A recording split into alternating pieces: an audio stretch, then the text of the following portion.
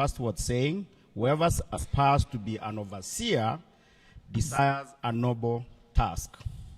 And the last one from the book of Peter, 1 Peter chapter 4, verse 10 says, each of you should use whatever gift you have received to serve others as faithful stewards of God's grace in its various forms.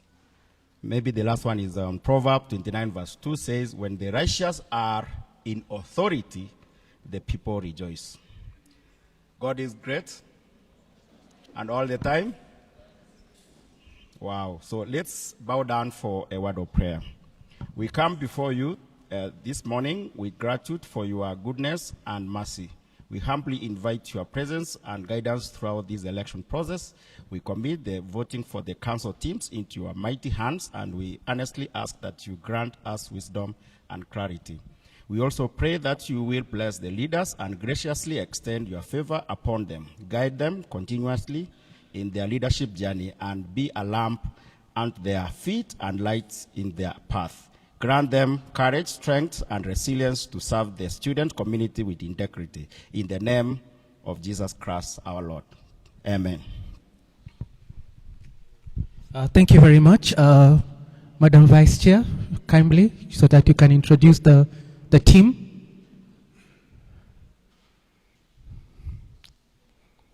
Thank you. Good morning, everyone. Good morning. I need to know whether you are awake. Good morning. Yes, you can wave at me so that I know we are together. Okay, mine is to introduce the team that has worked very hard to get us here. We've had many ups and downs. We've taken a longer time than we should have in coming this far. Nevertheless, we are here, so I want to introduce the team. I'll begin with our very able chair, Professor Collins Odote. Clap for him. He has led us very well through these troubled times. We've had a very tough time, and he has led us very well. Commissioner Engineer Osano. Commissioner John Bosco Kisimbi. Commissioner Emanuela. Commissioner Georgian Scavian. Commissioner Aaron. I think these three, you know them. They've been with you and they are among you. These are the commissioners, and I'm the vice chair, Professor Wagayo. Then we come to the secretariat, who've worked so hard behind the scenes to deliver this. And they've been working under Jane Kahora. Where is Jane Kahora? She's the secretary. Okay, I don't see her, but the secretary is Jane Kahora. I'm sure you all know her. You've been communicating with her. Then we have Director Legal, Collins Omondi. He has also been working very hard with us, but I don't think he's here. I haven't seen him.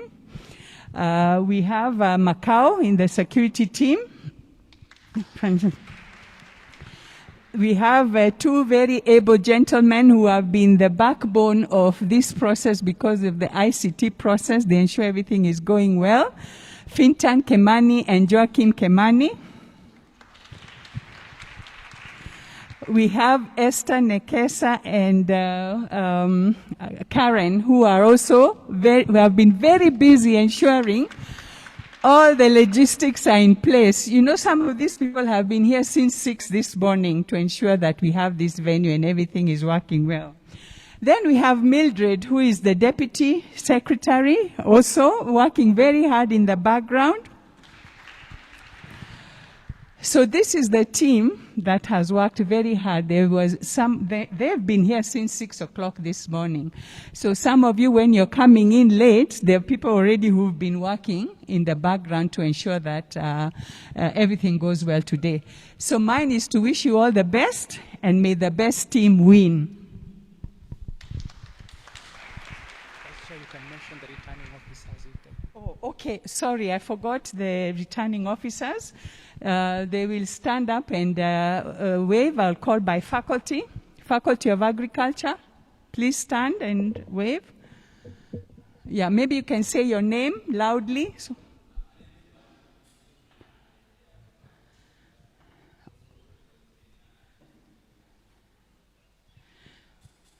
Welcome. We have the Faculty of Science and Technology.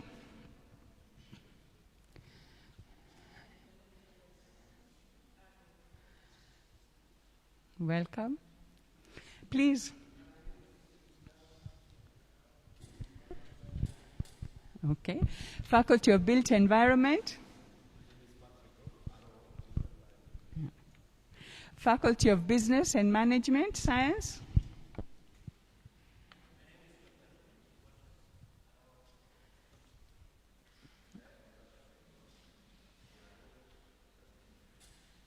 Okay, then Faculty of Education.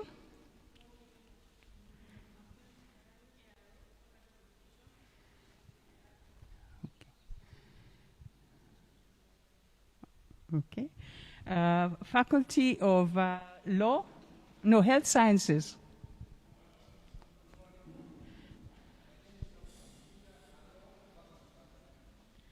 Faculty of Law?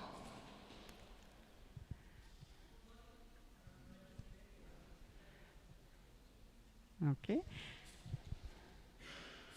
Faculty of Science and Technology? Oh, I've already mentioned them.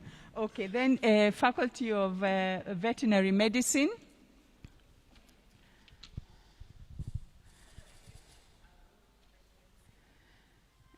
Okay. Well, Faculty of Engineering.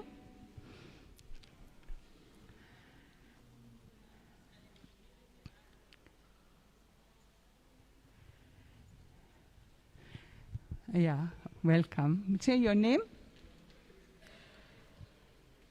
Welcome. Faculty of, Kenya Science.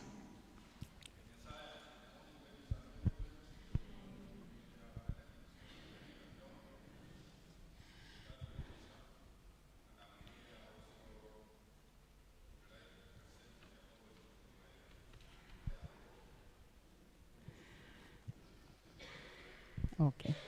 Then I will call the council teams. I'll call them by their team name, and they all stand and wave at you. Huh? Okay. No. Yeah.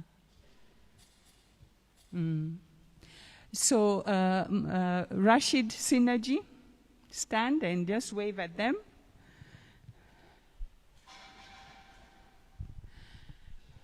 The other council team is Power. Team Favor.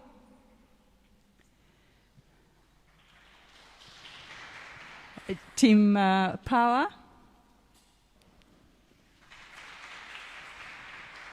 So those are the three teams competing today. Then I will just call the various teams, the electors. You just stand and wave. Team Babelo.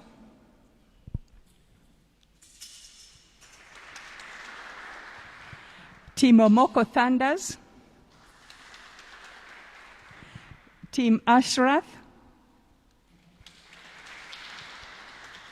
Eric Mweresa. Team Renaissance.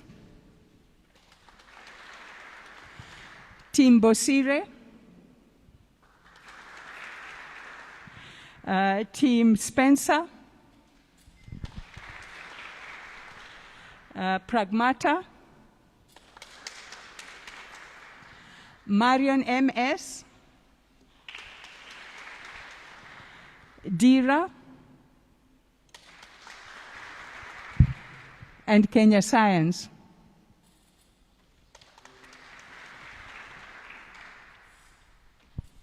What is the name for Kenya Science? What's the Kenya Science? Sorry, I called Kenya Science without calling their team name. That is Team Opeo.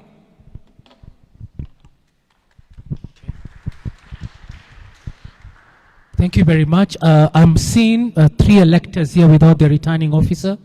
The returning officer, there's a chair there. There's a team here. Where is your returning officer? Please ask her or him to come.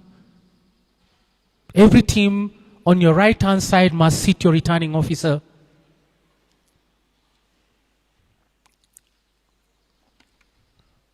Returning officers, please sit next to your teams, kindly. Thank you very much. Okay. Pleasure now to invite our chair so that he can make a few opening remarks here. But before that, it's always amazing the way this process has been run by our chair. And the beauty about it is that immediately he was appointed, every one of you said, Odote is back. And there was a whole kind of like everybody was scared. Don't be scared. Is a very, and what we learned about him, even as we went through the process here, is just, we just follow the law and the rules. As simple as that. And the beauty about him is yesterday, it took a little bit of time, even when he had a crisis at home. One thing before I say another thing when we go for the swearing-in ceremony at Taifa Hall, that he provided the whole process with oxygen. And I know every lawyer will know what that means. It's a process whereby seamless, strictly to the law, and providing everybody with the opportunity to be able to do the very best they can be able to do. And even when we are doing in our committees, every single one of us will be allowed that particular opportunity to work within that committee and make decisions. But the beauty about it here is this gentleman will just then come and tell us, Kisimbi, give me the report from your committee. Then as I present the report here, quietly, then I realize, okay, I'm shooting myself on the foot here. Then he will smile and tell me, thank you for realizing that you've learned. The mentorship was the very best that we could get. Thank you very much, Professor. Asante sana. Thank you very much, Professor Dr. Kisimbi, for your kind words.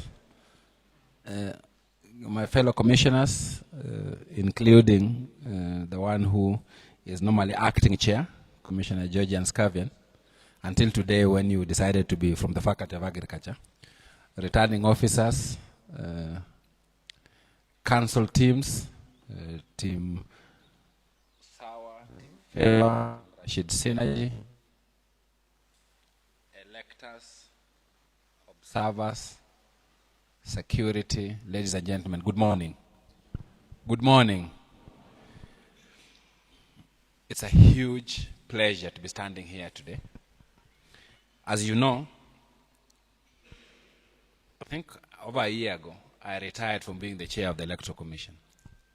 And it was extremely exciting to watch the elections last year. So I was very unhappy when I got a call that I could say no to ask me to come back and conduct the elections. I was like, no, not again. But as I stand here today, I'm a very happy man. Happy to see all your faces. I was just having conversations with the Tower of Babel. Tower of Babel, please just wave. That's Team Babel. I have nicknamed them Tower of Babel. So we're having a conversation with the two electors from the Tower of Babel a while ago, just relieving. And my first statement to all of you is congratulations to all the faculty and campus unionization teams. I know it has not been easy. I know. Starting from court cases, starting from having to campaign during exams, starting from Tego being put in your way. I was being told about the two-factor authentication. How many people love the two-factor authentication? Starting from us management trying to sometimes say no, starting from the many emails you are writing to me, to those who are using swords as cultural tools, to people disappearing, to people falsifying their academic transcripts. Despite all that, you guys emerged victorious. Extreme congratulations to all of you. So thank you very much for the hard work, for winning. Please celebrate because you deserve it. You honestly deserve it. So very, very well done. And I'm hoping that the 3 council teams, no, in fact, I'm not hoping. I am sure for the 3 council teams, in a few hours, we'll be telling one team the same thing, and we'll tell the other 2 teams that poleni, but it's not the end of life. Because that's what we've told the campus association teams also, isn't it? There can only be one winner. So we wish you well for those who are vying, the 2 teams. Number 2, my extreme gratitude to, first of you, all of you as students who contested these elections. I think we have had the most peaceful election in a very long while. The amounts of complaints that I listened to from the ground were extremely few. There was only one place where there was a sword. Just one place. And they know themselves. Just one place too. In the rest of the places, there was no complaints of violence. There's 1 or 2 photos, but no complaints of violence, which is extremely nice. Because including even the faculty, where the results were the closest, the most competitive faculty. Guess which faculty it was? The most competitive faculty was actually Kikuyu. Most competitive, if you look at the results. Yet extremely peaceful. So well done, the guys of Kikuyu, for that show. But let me thank the returning officers and their AROs. And I will try to see if I can remember their names. At least for those that I can. The Faculty of Agriculture, Grace Bunde, returning officer, I think doing for 3rd time, supported by the ARO, Kinudia, who Tim Babel has given grief today, including the returning of the chair. He kept on pleading for them, and the chair telling him, I'm not listening to you. They are just on Andudi. No, they are in Dumbuini. I don't care. They are about to be here. So well done, returning officer, Faculty of Agriculture, for that hard work. The Faculty of Arts and Social Sciences. Where's Dr. Fred Ato? Where's Fred? Oh. Fred and Helen, 2 new people, did an exceptionally good job. We still have pending business, Fred, because one of the complaints we have is about arts and social sciences. So Timo Moke Thunders, you know there's a complaint.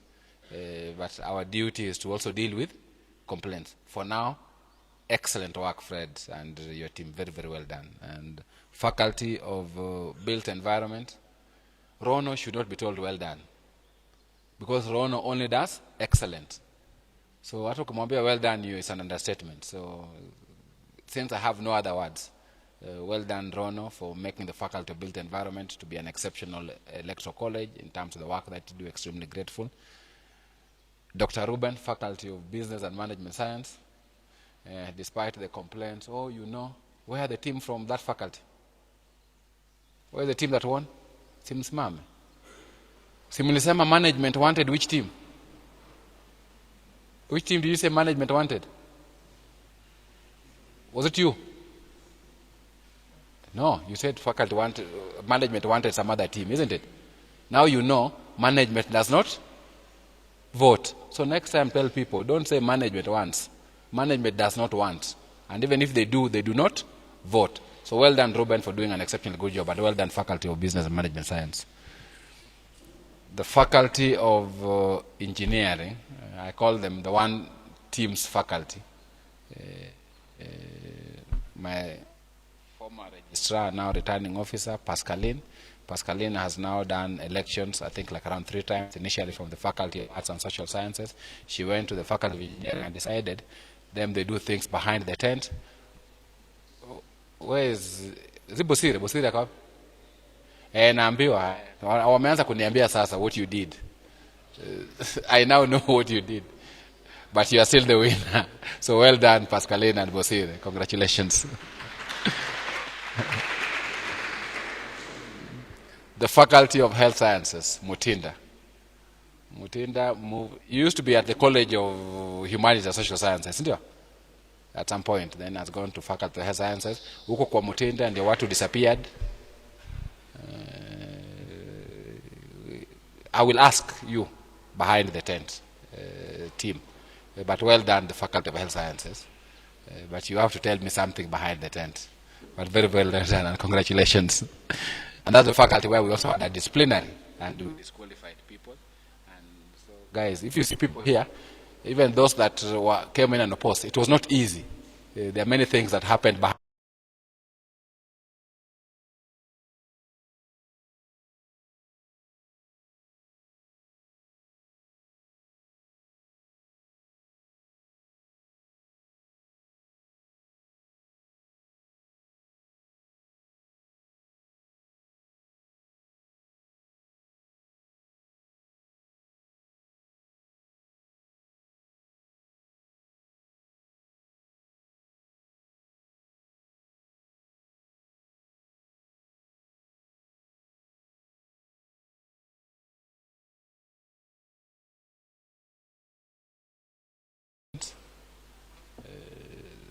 That's the only mistake they made. They did not, and guess what? They were disqualified. Just for not uploading documents. And then the other team now just smiled and came in. So small things. I don't know who would have won if they uploaded documents, but they did not upload their opponents, so they're here. That's also the faculty, and I don't know whether it's your team, where I got complaints about somebody saying I was shortchanged. They agreed for me to be part of the team, but now at the last, kwanza ni nyinyi. I kept getting those complaints. Now when I was not responding, yesterday was even sent to my WhatsApp. They had agreed, now they couldn't be able to, so I want the commission to intervene. I had to tell them, now me, if you agreed on things, it's not my responsibility to sort you out. So excellent Faculty of Law, and well done, Banis. Faculty of Science and Technology. I think if there's a person who deserves an award for resilience for this election, it is Susan Daria. I hope you now got my letter. You heard me today asking, where's Marian? Please stand up. Let's clap for Marian. Let's clap for Marian. Because Marion has weathered the greatest storm to be here, isn't it? Greatest. What do you think about the commission, Marion? You can say it loudly. The commission was fair. Because a short few days ago, you were supposed to have been disqualified. And we even got a letter. And we said, no. It's not that we don't think you did those things. So it's not that we don't think you did them. It's just that the rules are the rules. So when people say that I apply them, it cuts both ways. It cuts to management, it cuts to commissioners, students. That's the only way we can have. So very well done. I'm extremely glad that you won and the student wants you. The rest is part of life. So enjoy leadership. Faculty of Vet Med. Ada. Okay, where's Ada? The team that is here, colleagues from that faculty, did not pass the nomination stage. They did. If you see the first list, they were not there. They then appealed. And on appeal, we allowed their appeal. And now they have won. Shows you all we care about is the process. So very well done, team from veterinary medicine. The only thing you've not done is you've not brought me the international student from Tanzania. And that international student, we allowed the appeal because it is something that you'll hear me talk about in the afternoon that we need to deal with as a university. The thing we need to deal with as a university, and I can now say it loudly, is a question about postgraduate students. Because the current rules is such that if you are in first year as a master's student, you cannot run. If you are in second year, again, you cannot run. As chair, I believe it's unfair.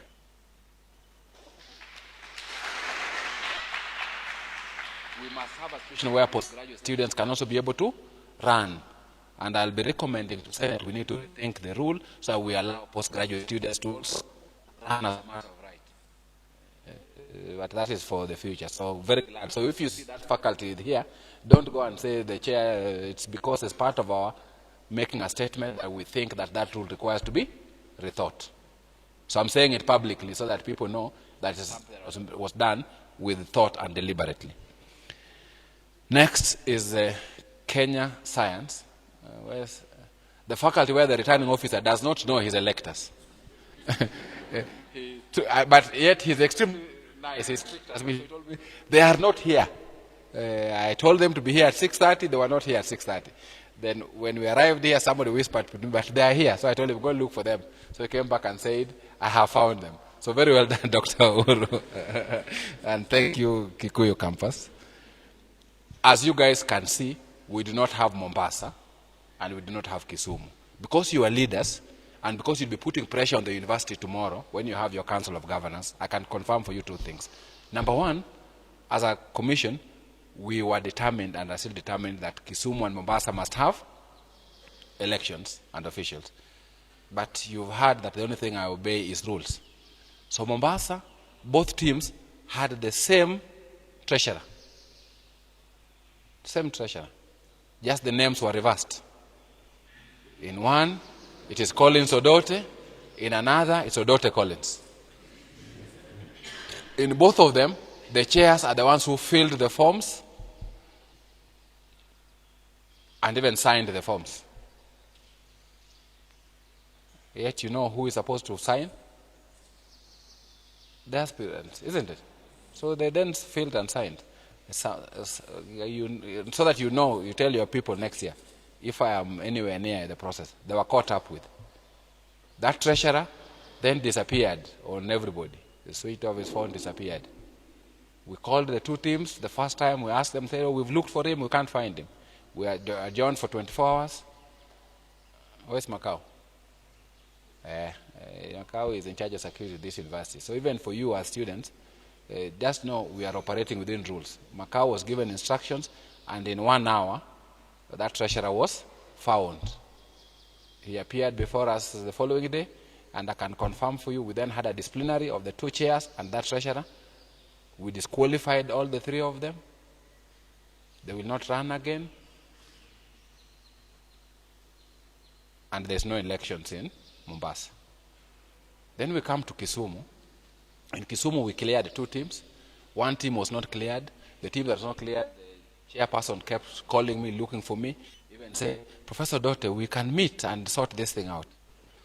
So I led him down the garden path. The next day when he called, I said, you purported to want to bribe the chair. That ended his conversation with chair. The remaining two teams, the first one accused the other of having a pending supplementary. The second one, in return, accused the first one of also having a pending supplementary. We did the investigations. The accusations were true. When they came for hearing, we were told, no, it's not even one. That other team has 3.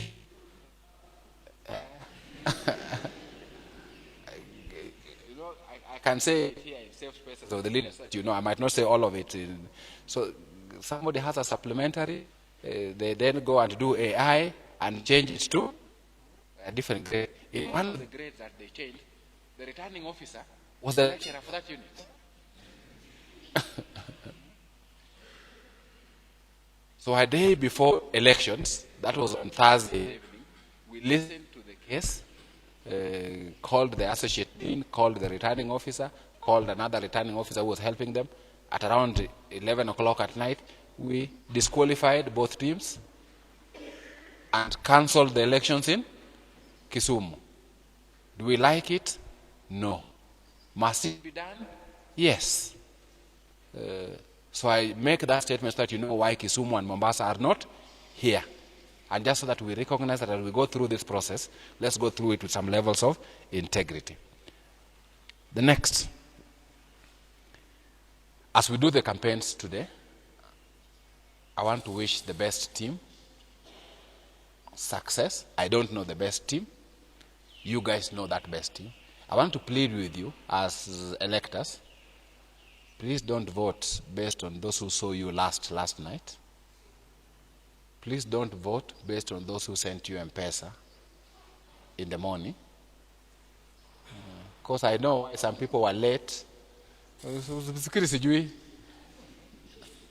Because if you vote based on those things, colleagues, you will live with the consequences for the next 1 year.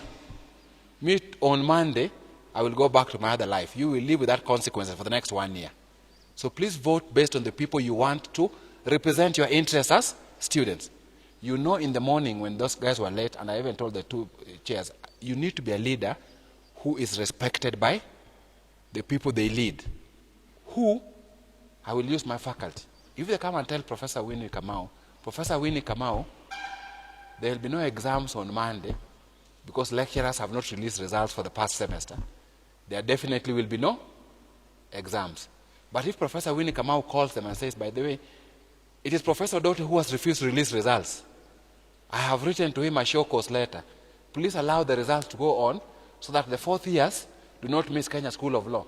You can go back and talk to your students and come back and say, we have now agreed on the following, because you represent your students.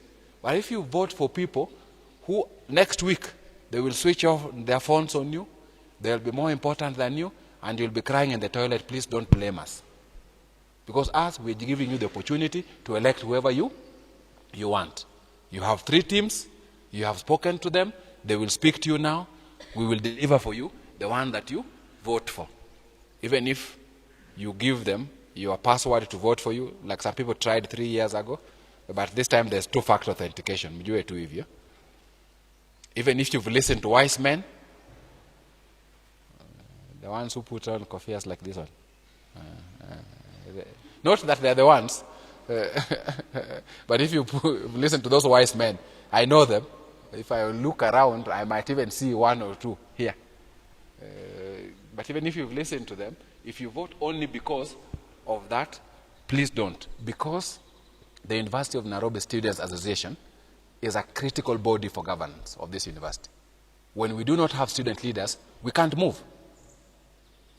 That's why despite everything else, even when it is inconvenient, for the first time in our history, we actually cancelled exams to conduct elections. Faculty members were unhappy. Postgraduate students were unhappy. People from out of the country were extremely unhappy. But there was no choice. It had to be done. Because you guys are important for the running of this university. So please take your roles with pride. Please vote for your council leaders with pride, and let us continue supporting the Vice Chancellor, who will be speaking in the afternoon, so we can make the University of Nairobi to continue being the pride of this country and the pride of Africa. With those many, many remarks, let me stop by just doing one thing, thanking my colleagues at the Commission. Commissioner John Bosco Kisimbi, who was coordinating this process, although the information leaked, Dr. John Bosco Kisimbi, walianza kujua jana at some point.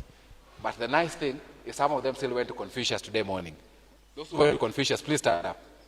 Wale walienda Confucius, tafadhali msimame.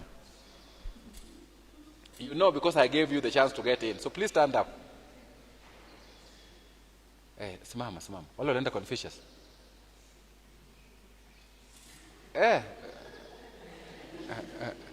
Let's clap for her. She decided she knew the venue.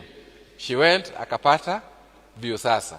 So well done, Commissioner Kosimbi, for bringing us here. The nice thing is that when the late teams came up, they were even asking me, where are the 3 presidents? Rashid, Usawa, na Synergy. Please stand up. Where is the other one? Where's the third one? Yeah, the 3 of them asked me, so how do we get down here? So I'm happy we came to Wangari Maathai, because when they leave the university, they will know Wangari Maathai exists, and they will know how to get down to this room, if no other reason. So very well done, asante sana. So let me thank Commissioner Kisimbi, the team of Karen Nekesa, Director ICT, the team of ICT from the Commission, Fintan and Kimani. Let me thank the student commissioners. I have had the best student commissioners there, as at yesterday. Commissioner Georgian Scavian, Commissioner Aaron, and Commissioner Emmanuel. I said as at yesterday, because today in the morning, when Chair was extremely harsh and was saying, let us go, Commissioner Georgian came to me and said, but Chair, my governor is not here. So I asked her, Georgian, I thought you were commissioner. Which governor are you from? So, but very well done, student commissioners. I know the pressure they go through. How you guys put pressure on them to tell you, what have we decided? what is the commissioner saying? Are we disqualified? Give us intelligence. They have largely resisted that pressure, and it's not easy. So very, very well done. Thank you very much. The secretariats.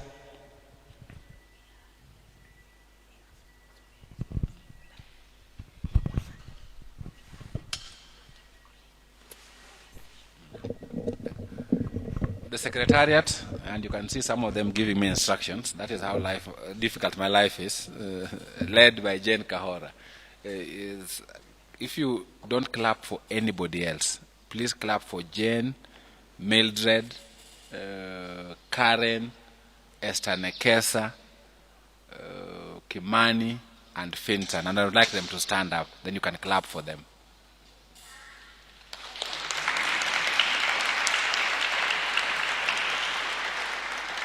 These people have not slept. So if you guys think I run a military camp by the instructions I give you, you can imagine what they go through. It must be done now, and now is now. Yesterday, when we were discussing, please sit, about when we should start this meeting, there was a debate between 6:30 or 7 and 6. And there was a whole debate. I looked and I agreed that the guys of 6:30 should win, but made it clear that the van will leave main campus at 6:30, not 6:32. The person who had been pleading for 6:30 knew the consequences.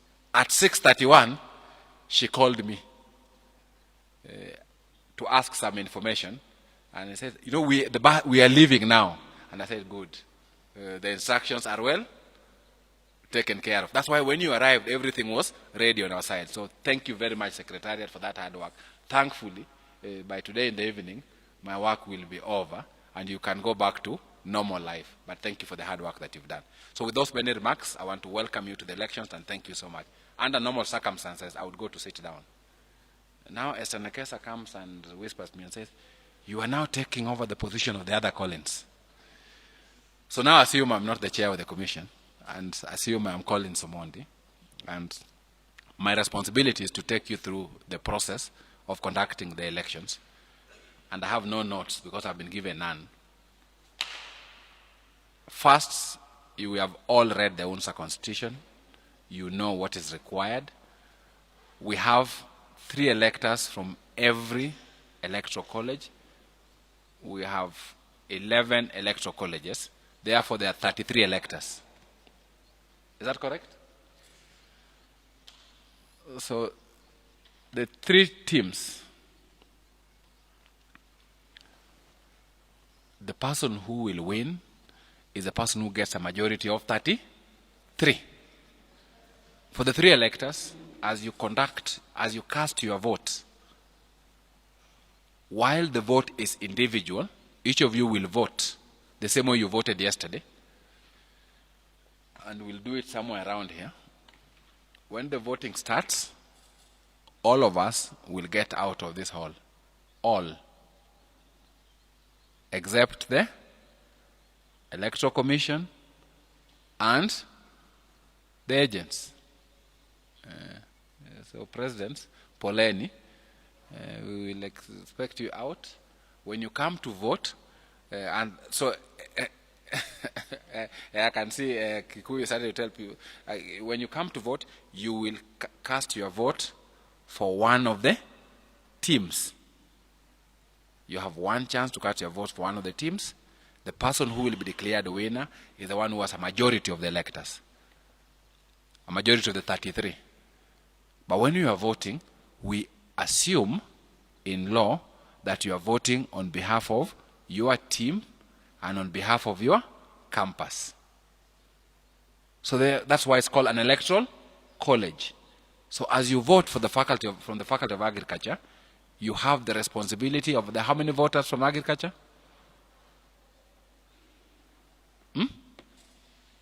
You can say it loudly. About 2,000. So you're voting on behalf of those 2,000. So that's the first thing in terms of the process. The second thing is this process, just like yesterday, is also governed by the Election Code of Conduct. And the Election Code of Conduct talks about integrity, talks about free will, talks about a verifiable election. because we'll be keeping a record. So please ensure that as we conduct this election, we also conduct it in a manner that adheres to the democratic principles as captured in the UNSA Constitution. That's the second thing that I would like to tell you. The third thing that I would like to tell you is we all have the right to object when somebody is conducting themselves in a manner that is not fair, in a manner that tries to intimidate, in a manner that tries to influence in an unfair manner. So while, as your agents are here, if you see anything untoward, please raise it with me, because for this election, I am the returning officer. We will all be coming in. Where's the voting booth, Finton?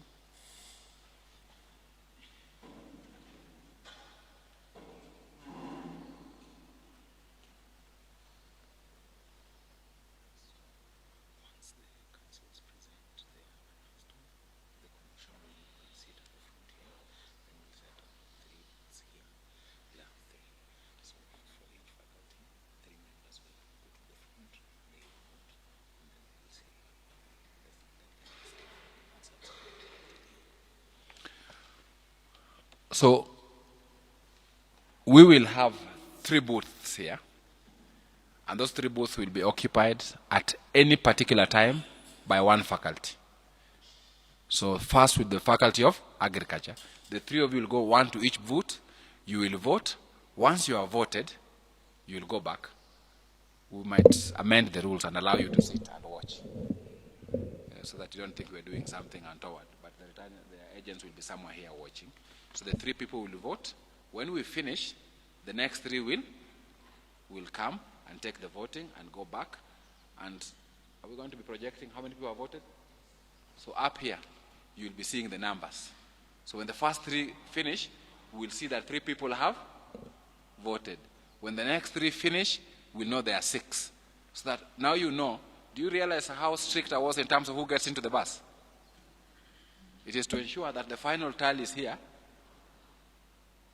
linked with the numbers that we signed in main campus. Make sense? Because tomorrow, one of the 2 teams that we lose, and 2 of them are going to lose, one of those 2 teams can petition. And when they do, colleagues, our only defense will be what we documented. As you know, during the nomination, this process went to court, isn't it? The only thing that saved us was that everything we did was documented and was verifiable. So even for this process, whatever will be happening there, we need you to see, and we need it to rhyme with what happens. Once we get all the 33 voters, we'll then close the voting. I will verify the results. I will then announce. Once I have announced, we'll then allow the winning team to come and give us their initial speech, just to thank us and to prepare us for the afternoon. It's like a dress rehearsal for the speech they'll give us in the afternoon. I hope that those who lose, even though you'll be sad, you will at least recognize that the process was fair to you. So very briefly, because I do not want to take too much time, that is the process that we'll go through in terms of the voting. Is there anybody with any questions or concerns? Electors, Faculty of Agriculture, any swali? Tuko sawa? Faculty of Arts and Social Sciences, swali? Faculty of Built Environment, swali? Faculty of Engineering, swali? Faculty of Education, swali? Is education next? Faculty of Education, swali? Faculty of Health Sciences, swali? Faculty of Law, swali? Faculty of Science and Technology, swali? Faculty of Vet Med, swali? Kenya Science, swali? Is there a faculty I've not asked?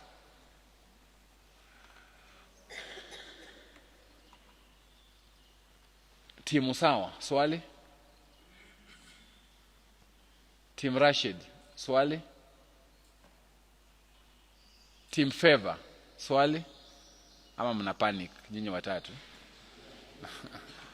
So if there are no questions, I will hand it over to Dr. John Bosco Kisimbi so that we can then listen to your manifestos. This is the first time that we'll be listening to them. I missed the debate. I hear it was nice. I have a second chance to hear a little bit about the debate, and I want to wish you well and look forward to the next session. Thank you very much, Dr. John Bosco Kisimbi.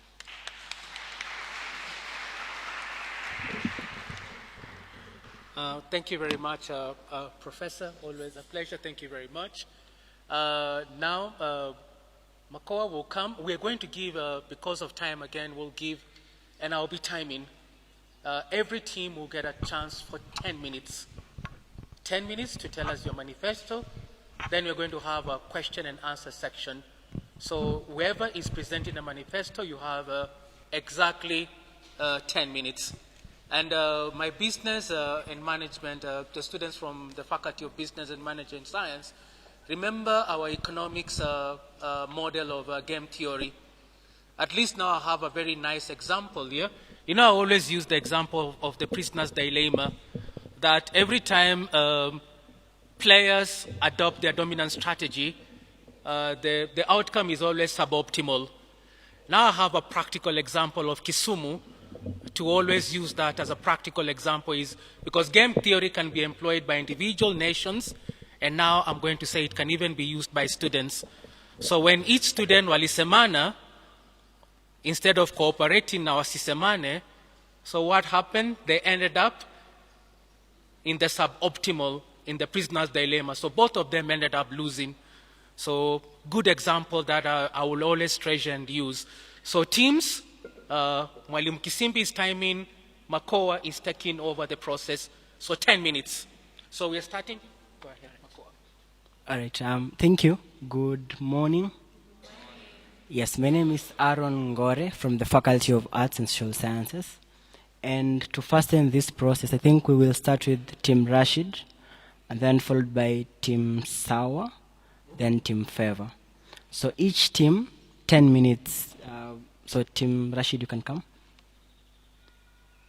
We can appreciate him as he comes on stage.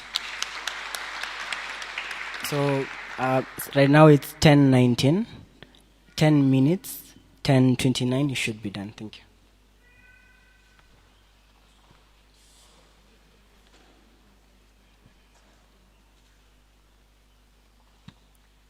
Okay, I'm a bit taller.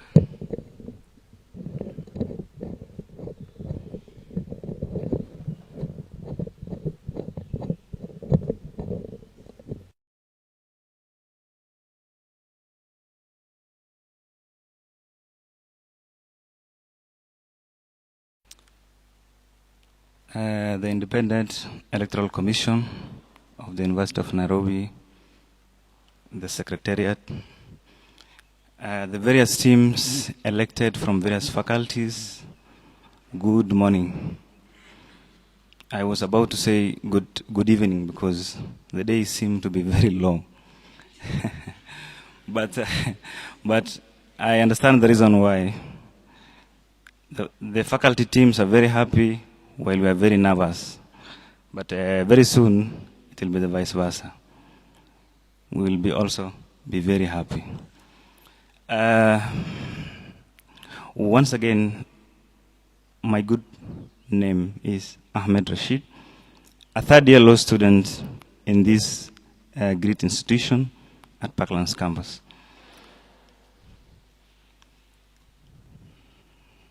Many of you will want to ask the question as to why does this guy want to vie? Why do you want to vie while the University of Nairobi has 55,000 other students? The reason, or one of the reasons that made me to vie in this position was that along the way, pursuing my law degree, I have identified a lot of problems and I have identified the solutions. Therefore, the only way that I could solve the problem was to become a leader. I went round through the 13 faculties of the University of Nairobi, and what I saw was really terrifying. There was chronic absenteeism. We have that culture where we elect students, and the last time we see them is after they have been sworn in. Then we disappear. I don't know the reason. Is it because that when you become a leader, the expectations from you become very high? The students expect a lot from you. The administration expects a lot from you. Our parent expects a lot from us. I don't know the reason. It is subject to research. But then, me as Ahmed Rashid, and as the chairperson of Team Ahmed Rashid Synergy, I want to fight the chronic absenteeism of student leaders. It's either we have leaders or we don't have leaders, nothing in between. I will now strictly highlight my manifesto. 10 minutes is too short, but as a law student, sometimes we even plead for 30 seconds to complete a 2-page statement. One of the most important issue under my manifesto was mental health. Because in 2025, I lost very, very close friends in this university and other institutions as a result of mental health issues. Mid-2025, I decided to start an initiative that was called Brotherhood of Men Association. I presented the idea to the Dean of Students of the University of Nairobi, and the first question he asked me was, why men? And then I told that most of the students that were committing suicide, most of them were of the male gender. And the University of Nairobi has got WOSWA. It is an initiative fighting for the girl child. Therefore, I also thought equally that why can't we also have an initiative that is a replica of WOSWA, which can as well fight for the boy child. But our core objective, we as BOMA, was to identify the students with mental health issues and bring professionals who can do the diagnosis and help those students recover. In 2026, I'm very certain that BOMA is more popular than most of the associations in this university. It was an idea that was highly welcomed. Under my manifesto, because of time, that is one of the issues that I had critically addressed and also give a solution on how we are going to address those problems. Number one, we moved around the campuses and collected views as to why we had 13 students who committed suicide in between June 2025 and around November 2025. And we had many, many reasons. One of the reasons being students are struggling financially.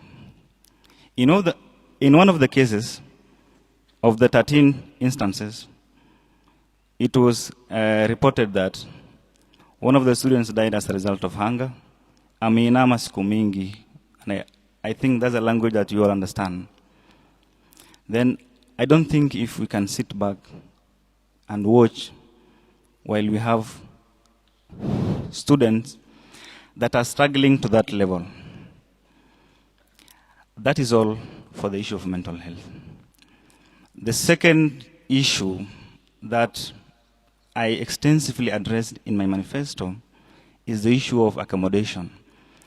And accommodation, because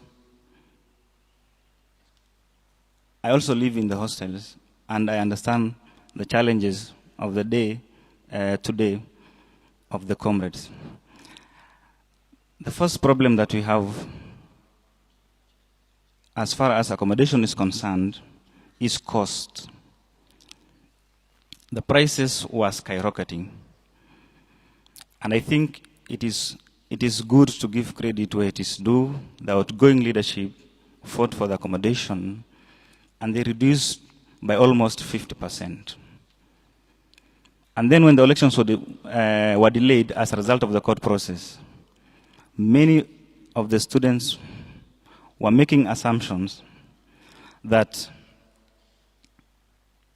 the memo that was shared, I think in around August 2025, was that the reduced accommodation fee was to last for 1 year. That shows the university and the students that still we have students who are struggling with the new rates. The second aspect of accommodation is also scarcity. You find that the campuses around the central business district of the university, it is very difficult to afford houses outside the university. Therefore, the student residences are not enough. How are we going to accommodate the other students who need this accommodation and cannot afford houses outside the university?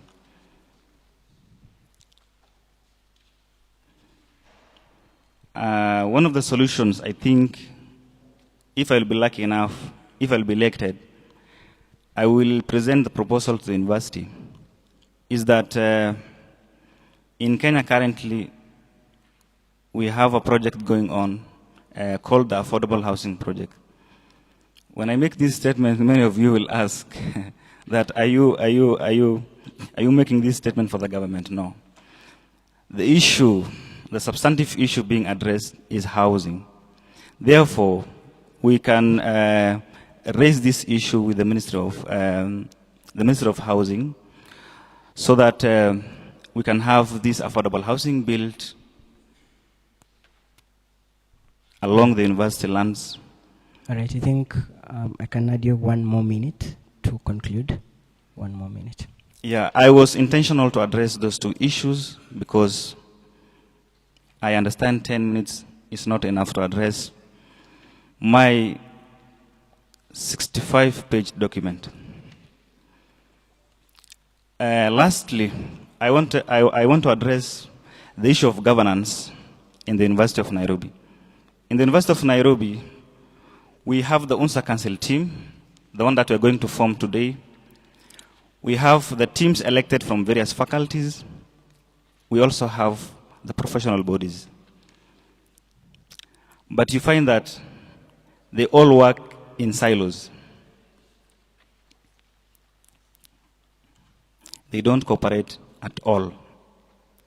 The class reps are left to go after lecturers and look for missing marks. And you find that the same class reps, which we overwhelm them with all those tasks, are not even considered in terms of payments. Therefore, if I will get elected today, 23rd of May 2026, I'm going to address some of these challenges. For now, I'm just highlighting briefly because of time. But I want to assure the students that you can bank on us, you can bank on Team Ahmed Rashid Synergy. And we're going to synergize in the next few minutes. Thank you so much, and may you all have a good day. All right. Thank you. We can appreciate him more in the team.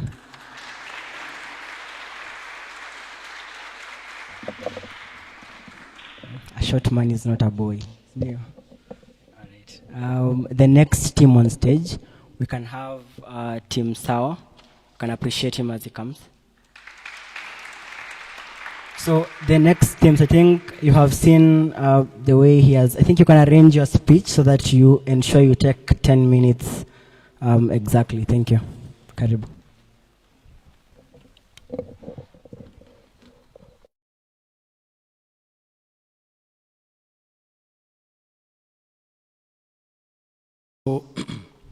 Members of the Electoral Commission, my fellow contestants, and members of the electoral colleges, ladies and gentlemen, good morning. I am Lane Caleb, the chairperson of Team Sawa, a team that has been formed on the basis of unity, inclusivity, and purposeful leadership. And we are here to present you meaningful representation during the tenure of 2026-2027. My team are sitting over there. I think they can just wave. Thank you so much. So first of all, I want to appreciate all of you, especially those who were elected yesterday. I know the journey has not been easy, but we all know that any journey that has a beginning must have an end. And your campaigns came to an end yesterday. And luckily enough, or fortunately, we thank God because you people won. Congratulations. I want secondly to thank the Commission for overseeing this just process. And all of us have been satisfied with the work of the Commission. Thank you so much. And now, our manifesto is in the public domain, so I will not take long. I'll be as short as a miniskirt, but long enough to cover the essential parts.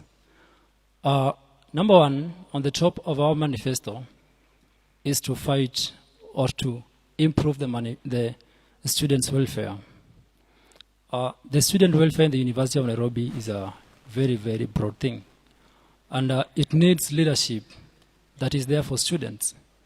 During daytime, at night, at any moment, you need people who are there because our students are harassed every day in the hostels, in the administrations, on their paths as they walk back to home because you know that there is this issue of insecurity in some of the faculties. So if we don't have a leader who will be there to listen and to act with immediate effect, we are going to suffer again as the University of Nairobi students. I will quote one quote by one of the greatest philosophers in Germany during the 19th century by the name Friedrich Nietzsche. He said, "He who has a why to live can bear almost anyhow." So this means we all have reasons or we all vote for meaningful representation. Maybe, and I'm sorry to say this, there are some delegates who felt like Team Sawa was not working with them. I'm sorry about that. We wished everyone all the best. But now, I want to commit and to promise you that this is the team that is committing to represent students meaningfully. For the sake of the students of the University of Nairobi, close to 55,000, I will request you and appeal to the delegates in this room to vote for Team Sawa. Number one, we want to empower innovation in the University of Nairobi. We have great minds in the University of Nairobi, but they are lacking the appropriate support. Last year, we had an innovation summit in the School of Business. And I go to interact with students from various faculties, including students from Chiromo, Kenneth, where I saw that we have brilliant minds in the university. But then these people does not have the platform to showcase their creativity. As Team Sawa, we are committing to empower innovation in the university to ensure that those brilliant ideas are explored and are empowered. We want also to empower students professionally. And I normally tell people, if you fight for the rights of students as a student leader, automatically you are fighting for your own rights as an individual. If I try to empower students professionally, at the end of the day, I will also be empowered professionally.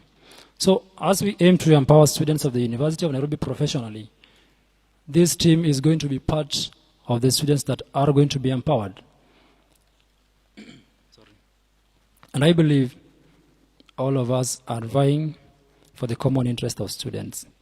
We want to ensure that professional bodies across the University of Nairobi are sensitized to make sure that they organize professional activities that will lead to the corporate bodies coming close to students. It will help reduce the gap between the students and their employers. It will also increase network avenues for our students. Sorry, yeah. So because I said I'm going to be brief, let me let you know our mantra. Our mantra is our power, our Congress. Now, if we are going to have strong power during this tenure, we must have a Congress that is empowered. How are we going to empower this Congress during our time? I am going personally to work closely with the various faculties representatives to make sure that if a governor in Kikuyu campus or in Mombasa campus or in any other faculty feels like they want to picket or demonstrate because they are feeling their rights are being deprived of, they should not have any fear, because the chairperson of Team Sawa is there to ensure that whatever is rightful, whatever rightfully belongs to students, get back to students. Thank you so much. All right, we can appreciate him more.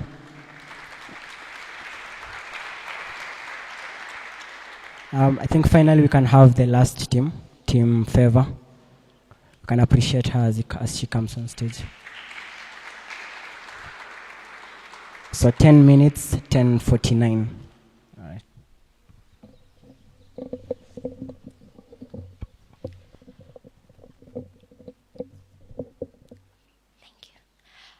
I know you're probably expecting to see our president's face, but it's good to also hear from another team member. As per the words of the outgoing president, Derek Troy, he said that from his country people, they believe that an introduction can either build or break your reputation. And I'm here to affirm so. With my brief introduction, I hope it will suffice to build our reputation as Team Favor and convince you to actually vouch for us. Members of the commission, electors, council members, greetings. My name is Ms. Kilivutu Brittany Masi, a third-year student at the Faculty of Law. I'm the treasurer for Team Favor. And the question that was asked was for us to give you our manifesto. We have shared it with all of you, and I believe you have interacted with it. The main goal for us to actually push this manifesto was based on two key main factors. One, to strengthen the students' government and actually make it a pressure group. And we divided this into two. When it comes to strengthening the student government, we divided it into two key main pillars, and we call it the Favor Duo Plan. This is where we actually focus on academic aspects and where we focus on the social welfare as well. When it comes to the social welfare, we prioritize mental health. Mental health has been mentioned severally. The awareness is there, but the implementation is where the problem comes in. And personally, as a mental health champion, we have heard severally, even from Ahmed Rashid as well. The implementation is the issue, and we want to make more avenues for actually to promote this. Last year, we lost 11 students to suicide, unfortunately. And from the Faculty of Law, we actually lost 3 as of now, and it is very unfortunate. As Team Favor, we actually aim to promote this. We will create more avenues. We only have one wellness center. A person from Kikuyu who's not well here cannot come to main campus to actually satisfy themselves or express themselves. We want to actually channel this. We acknowledge the efforts made by the assistant deans. However, this is not sufficient. We will do this where we encourage physical classes more. A problem shared is a problem half solved. With interactions, you get to see each other, you get to build each other and share ideas and interact with like-minded people. When it comes to social welfare as well, we acknowledge that the sports has been neglected for a while. We had the tournament last year, and this year as Team Favor, if you give us the chance, we will make it even greater. Give us this opportunity to actually serve you guys. As well, when it comes to the academic aspects, the problem comes when it comes to the policies. The policies didn't suffice because we did not have a substantive administration.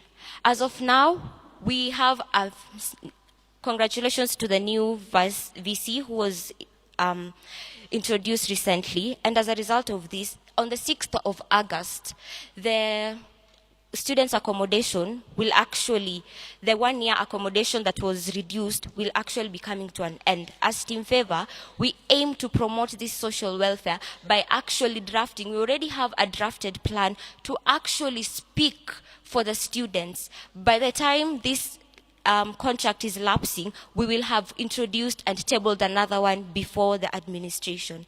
As well, when it comes to social welfare, we acknowledge that the students are not getting what they pay for when it comes to the hostels. And this is where we introduce the PPPs.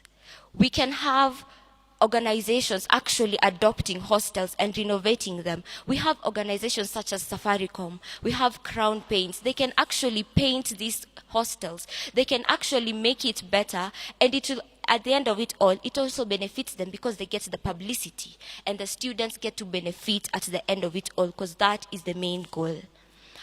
Back to the Favor Duo plan, we have already discussed the social welfare. On to the academic aspects, we have the missing mark issue. This has always been a chronic problem, and this wound, as Team Favor, we actually tend to care for it. As a result, we will introduce a committee in liaison with the VC, the Office of the Vice Chair for the Council, as well as the Deputy Vice Chairs at the faculty levels, in liaison with the Deans of Students as well. Here, we can get to actually, instead of sending class reps, as a result, we have filled Google Forms severally, yet there's no change. Instead of students actually pushing for these marks, of which lecturers at the end of it all, some tend to ignore even the class reps.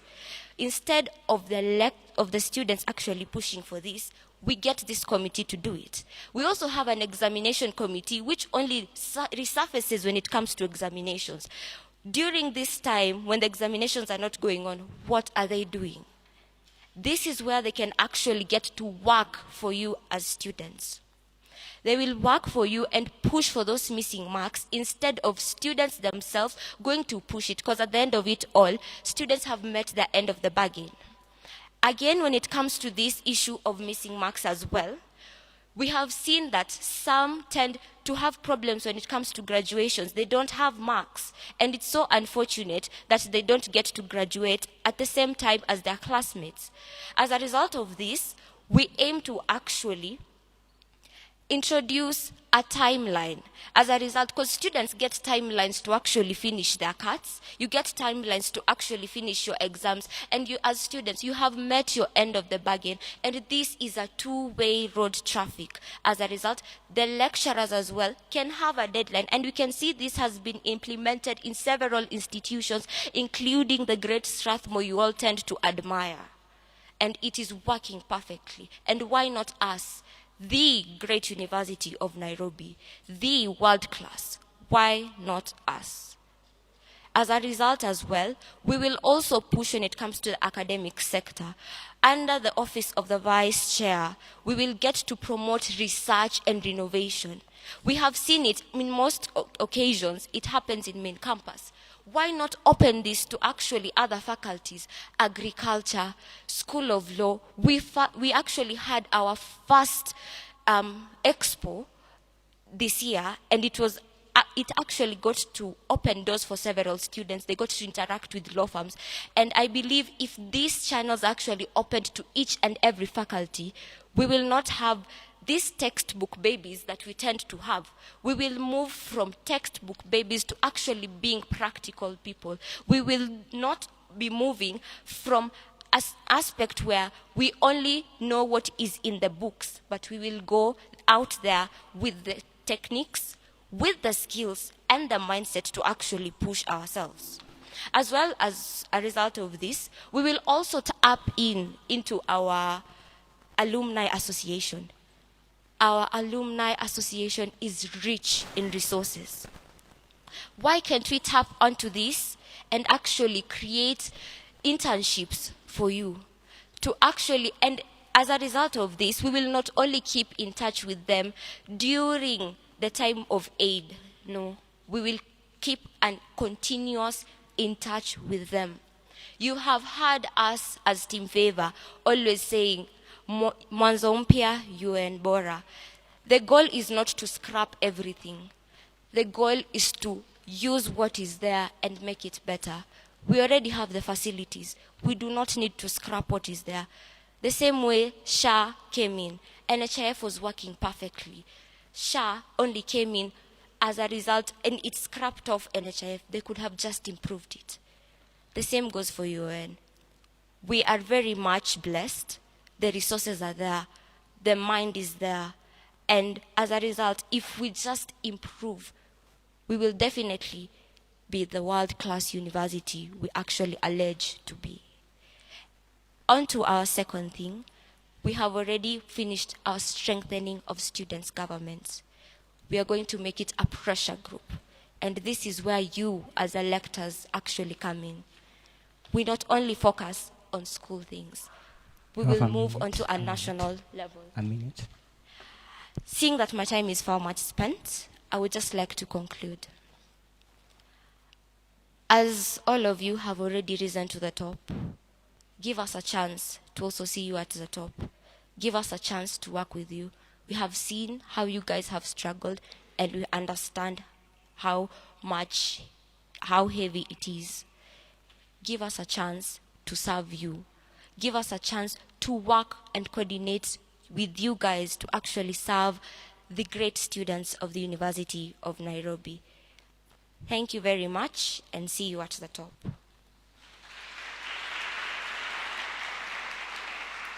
All right, we can appreciate her more. I think at this point we will have question and answer. If you have any question, you can prepare it. And then I'll invite Dr. Kisimbi, and you can lead the session. Yeah. Thank you very much. I will take 10 minutes for question and answers. Any burning ones? Anyone with a burning question? I'm making an assumption tuko chonjo, tuko ready to vote, sindio? So we go straight to voting. Questions, people? To the council teams? Okay, thank you very much. Let me just re-invite my chairman, kindly. I'm always tempted every time we are doing a PhD defense here, and we want to finish up very quickly. You want to ask, kuna mtu akona swali, and then you want to say, thank you very much. Let's go to the verdict. Chair.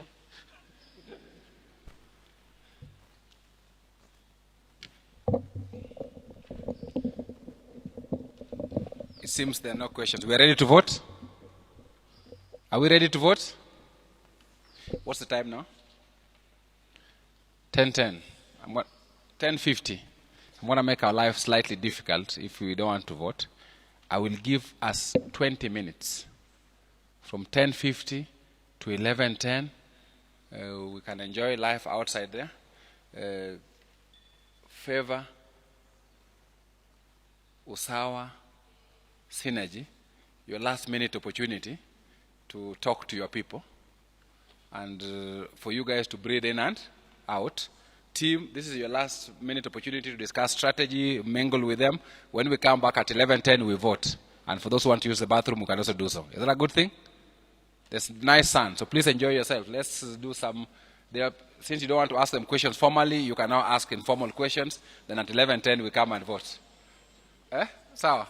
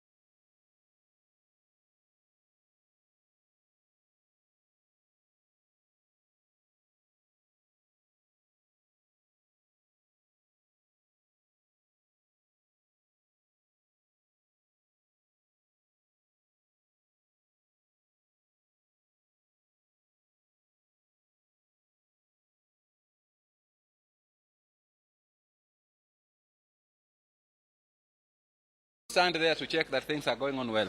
Everybody who's standing, please sit down. Tutasongesha ni sawa. Are all the six agents there? Team Favor, where you are?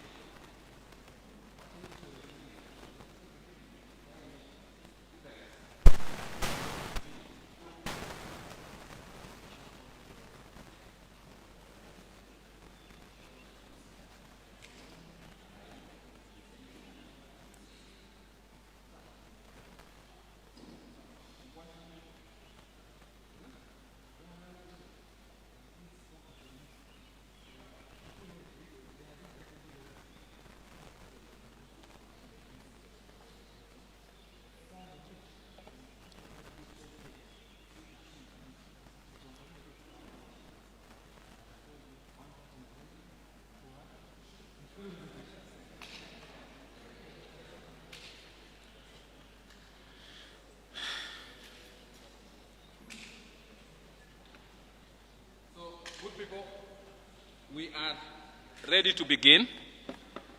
We are starting the voting the next 1 minute. I'm be calling electoral college by electoral college. Can I please have some silence, please? Including secretariat, silence. Electoral college by electoral college. The three of you come here, you vote. We have exactly around 45 minutes to finish the voting. Therefore, we try and do so as quickly as possible. If you give out your details for somebody to vote for you outside, we are tracking the IP address so that you know. Any IP address that is not here in terms of voting, even if it's there, we will discount it. Tuko sawa?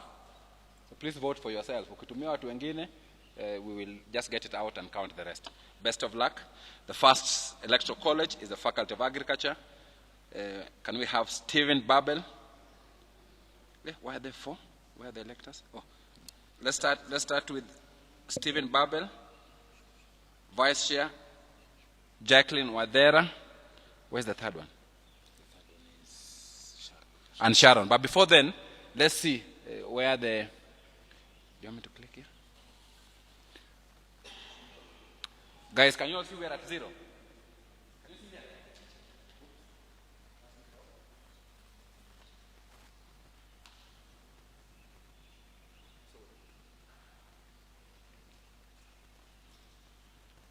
Just switch it off by accident. See by design.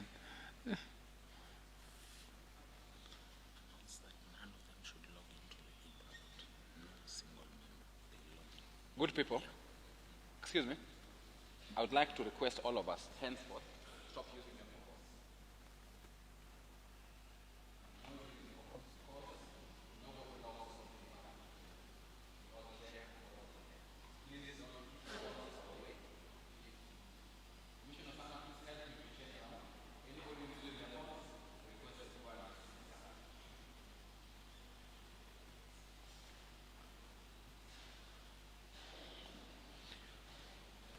How long will it take to come up? How long will that take to come up?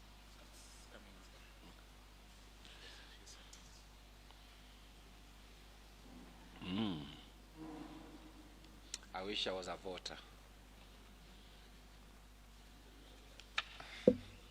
Commissioner Georgian, I wish during my time, I think I will come back to do another degree. 0. Can we confirm a 0? Can we start? All right, then let me get Babel, Jacqueline, and Sharon.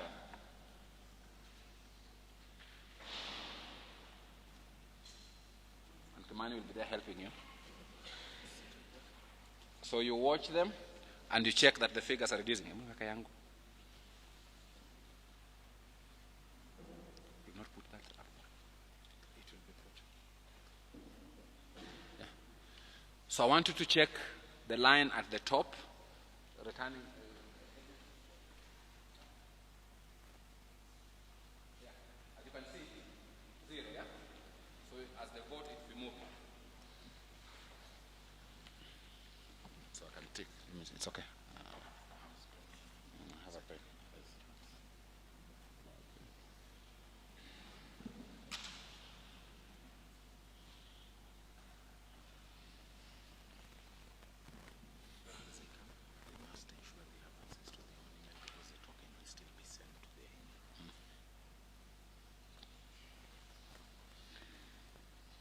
Guys, just know the rules are like the same as yesterday.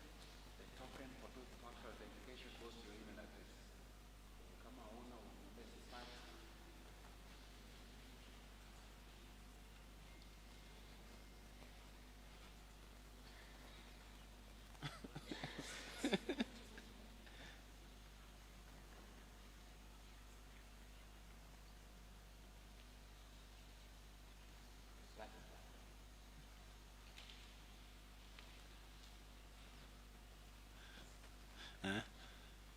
I want to see who will be the first person to vote.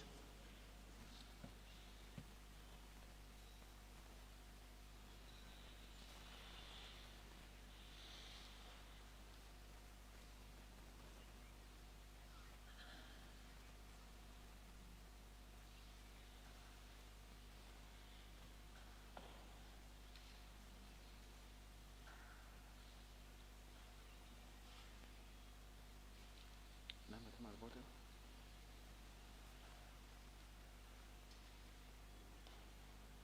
Oh. Sasa tunaweza wapatia. Sawa, kuna shida, relax. Don't panic.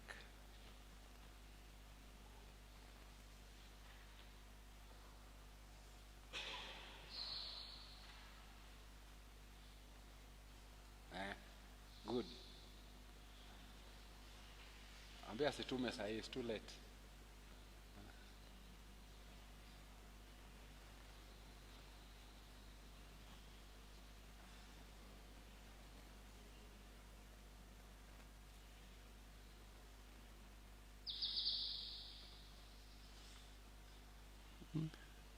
Agriculture.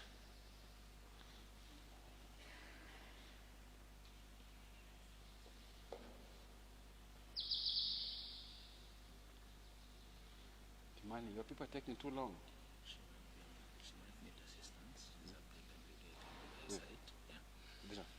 Helper.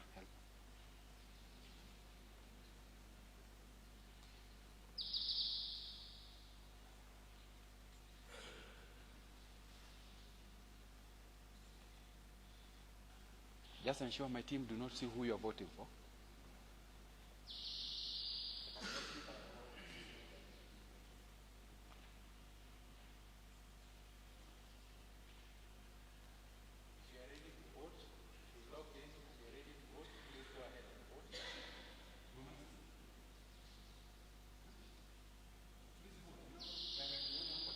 Please vote. I want the next group to come up.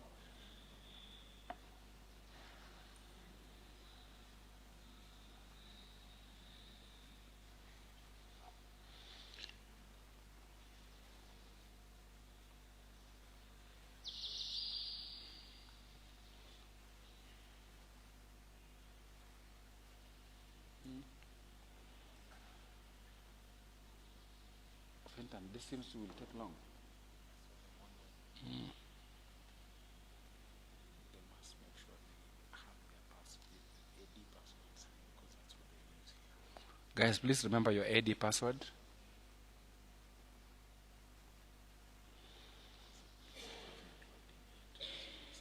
Naila wa kwanza. Nazi vote. Can she vote? Because if she does, we'll get the next person. I want to distract the team, so ensure that the next person. Let's just check here if she has done anything.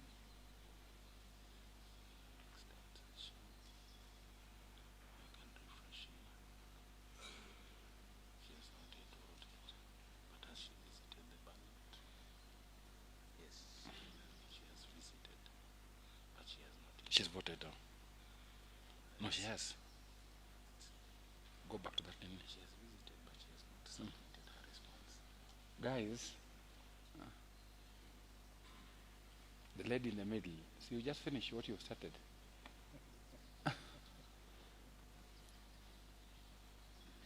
Once you log in, please visit your ballot vote, and then log out.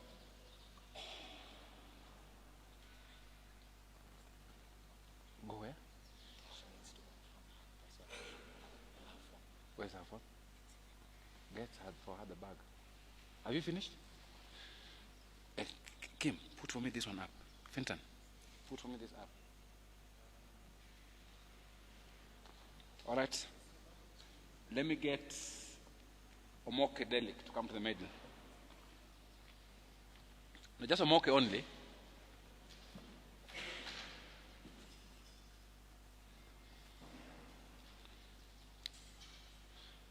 Fenton. Fenton, I want you to put for me this up. I want to see the.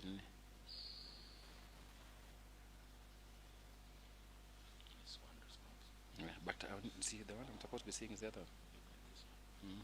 Yeah.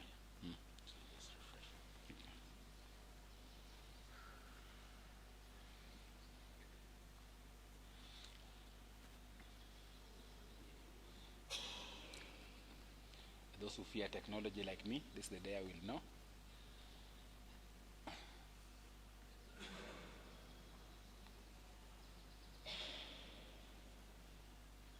Dr. San, I hope unaangalia hapa.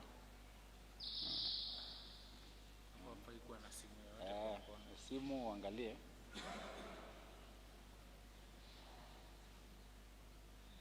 Done? Noor, no, not Noor. Seiko Trevor Charles. Behind there. What is it? Just come. Just refreshing. So to have good.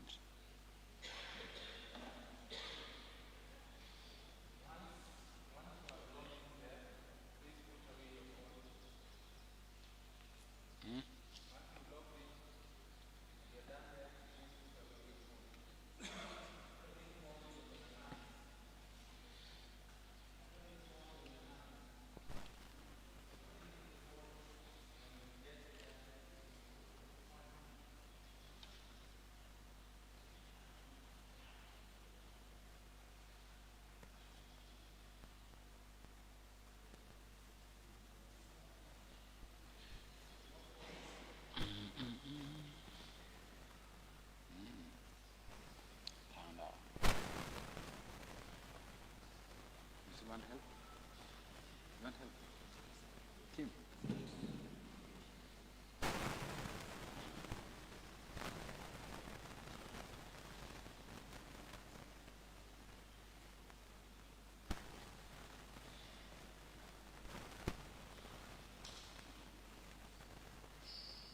Come on. Where do we refresh it from? Wangeshi. Where do I refresh from? Yeah. Okay. So, anyone who has forgotten their password will keep you aside so that you know that individual and will be assisted. Okay? A password is not working. So you'll put some seats here. If you've forgotten your password, you'll sit here with the chair. Yeah, so it's okay. Let them come here. So you can go and sit there, you'll be assisted by the ICT team. And let them not come until I call them back. When they're ready, let me know. So let's just go there. So in the meantime, let's get Harun Mutumweni.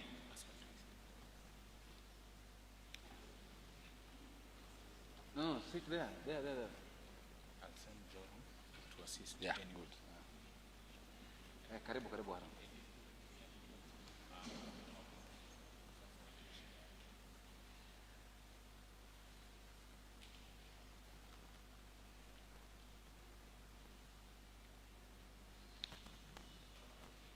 Okay.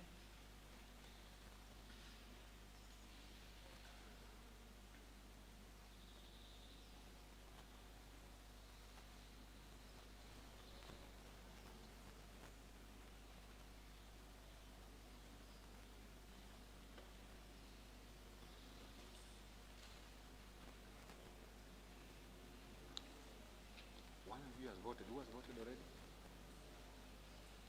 Somebody has voted. We have 4. We have 4. Who has voted? Who's the 4th? So you have 1, 2, 3.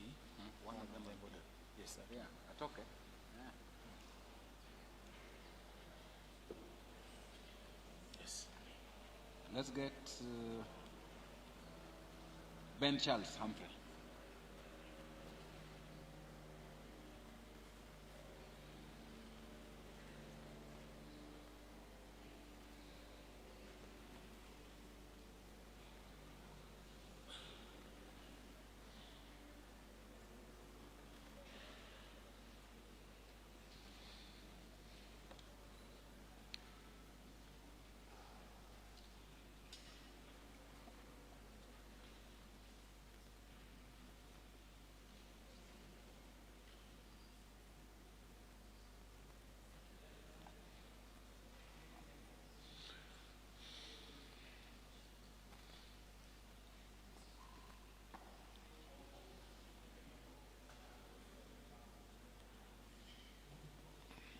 Dr. Sana, whoever you find with a phone, just tell me to wapeleke nje. They can vote next year.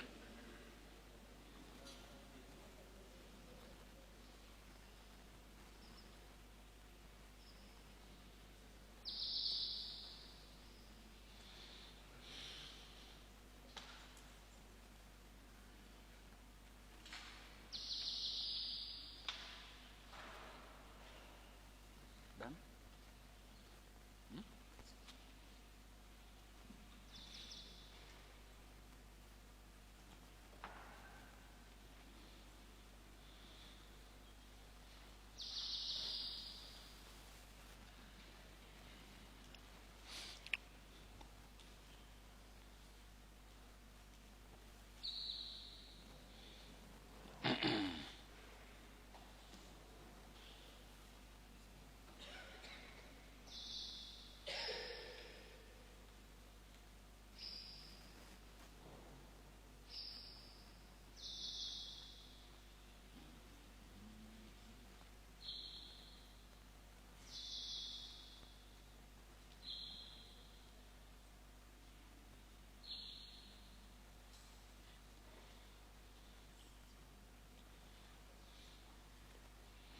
Yeah, 2 have voted.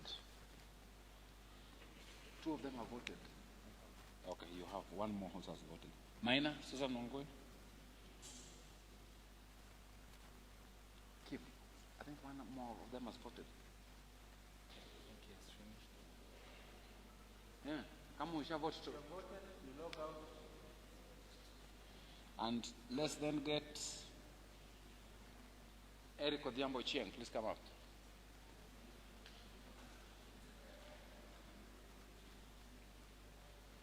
To extend this session so that it doesn't. Enda huko mwisho, Eric.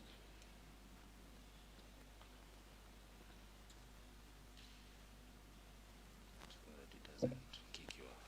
I'm extended what time? You extended 12? We're going on there to 12, Oh, 15. okay. So we are okay.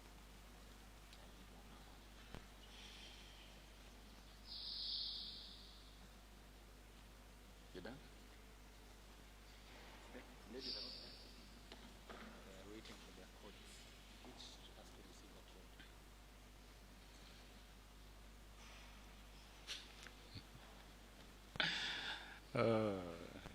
Itakuwa tu sawa.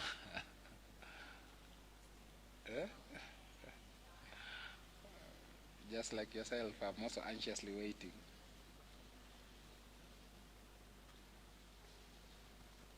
Anataka? Hakuna there's no leaving.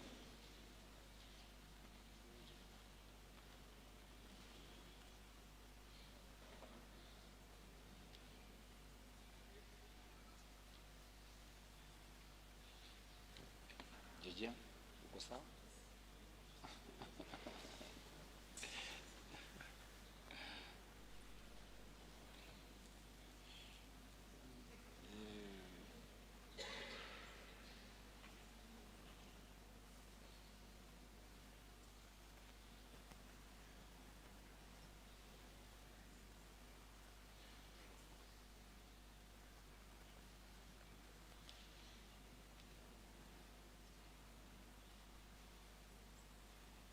Okay, the two are voted.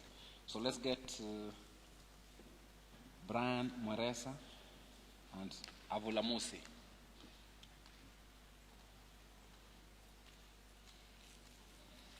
Itambo Avulamusi.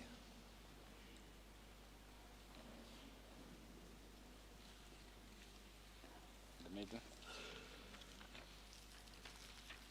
Nice.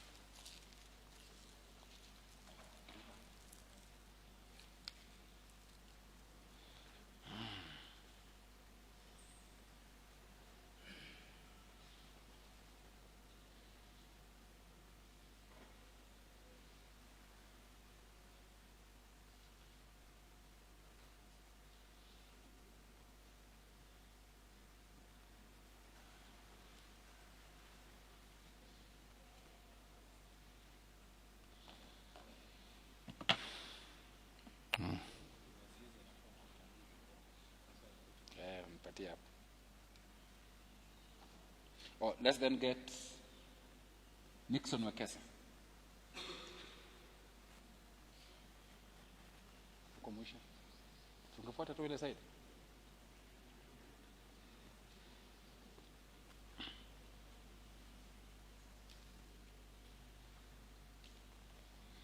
No bad.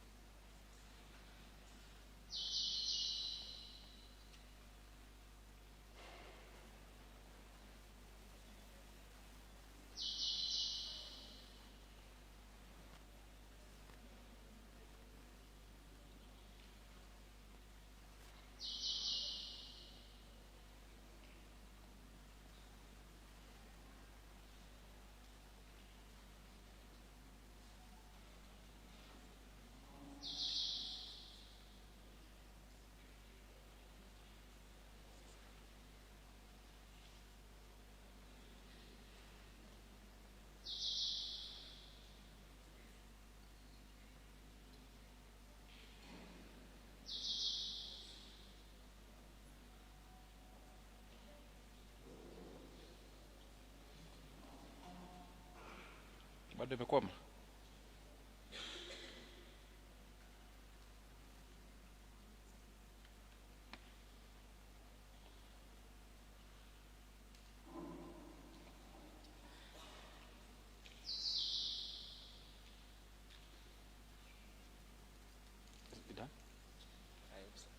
Okay. Yes, it's come. So let's get Kiplimo.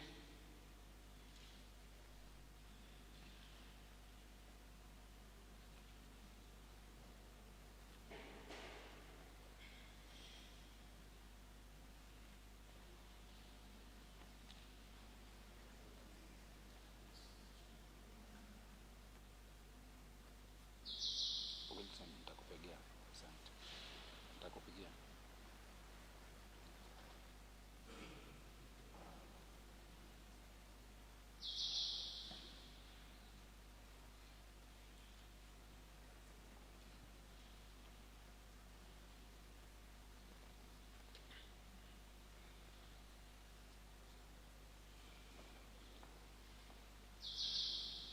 Is done? Net has gone down. So I've refreshed. I've connected to my device. Oh. So I've just switched to my so that everybody continues. Excellent. Hii ni yako? Any uncle. Tuweke hii side. Ule mwanafunzi. Weka hii side. So let's see if now you can refresh yours. Yes. Yeah, so I'm a vote. One of these has voted. Who is that? There is a gentleman who walked away. No, but one of these two has also voted. Yeah, check, eh?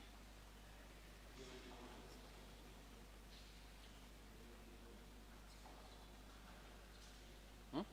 Yeah, exactly. I can have a mental note, so when it reaches here. Sasa Kimani umetoa?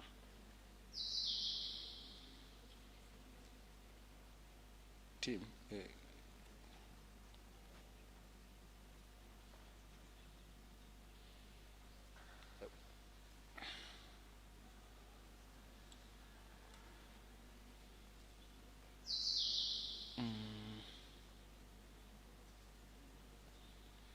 Fintan, come. I've gone to the wrong place. I've been to Rudisha place. Just here. Ah. There is that for the 11 responses. But I want to go to, yeah, that's what I want to say. Next up. Rebecca Kimanzi.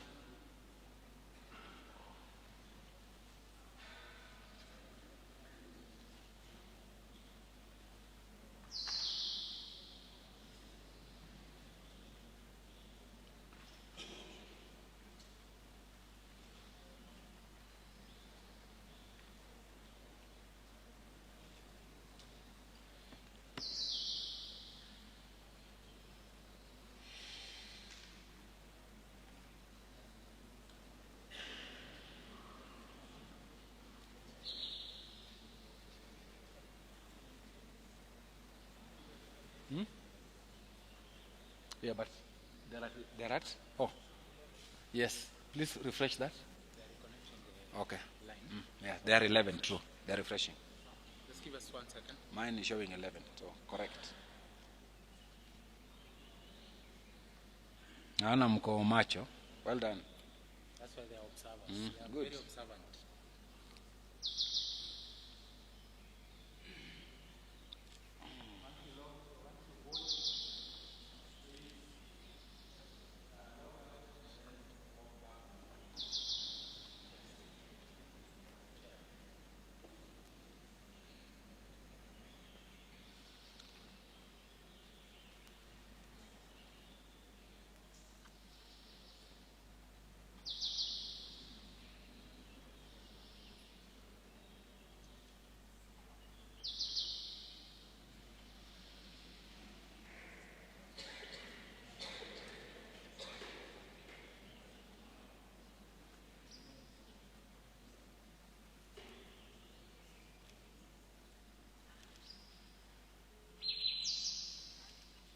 Some comments.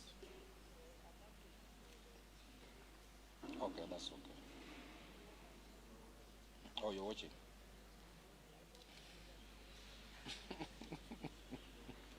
Yes, we moved. We moved. We moved. Now I did your part with me. Are you ready?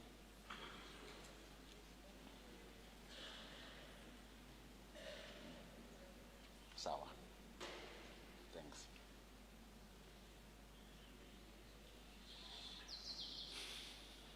I'm Janine. Please do, because they need to see. If you've forgotten your password, please note.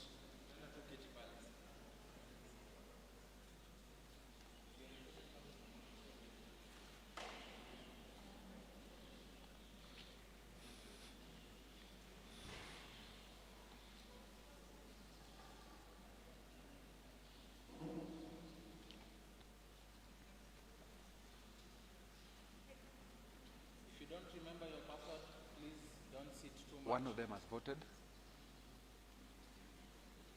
If you have forgotten your password, please sit there.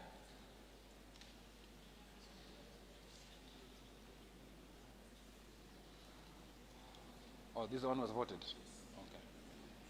So we're at 12, yes. My record show 12. Maybe what you guys can... It's also 12 Huh? over there. Oh, it's now also 12 there. Good.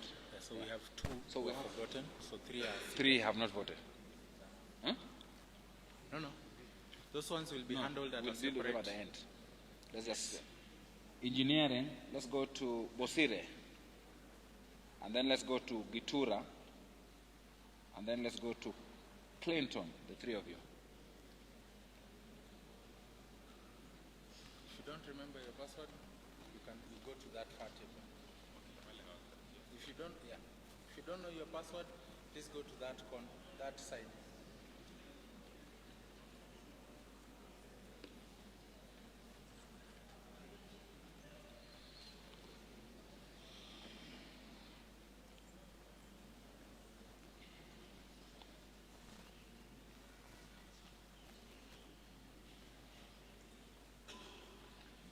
Lady has sorted out her password. Yes. So we'll have her next, the first lady. So she'll be next. That is Waidera, isn't it? Yes. That's Waidera.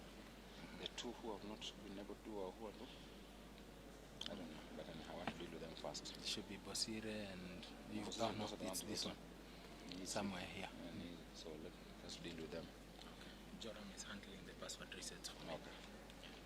That's 1, 2, 3, 4.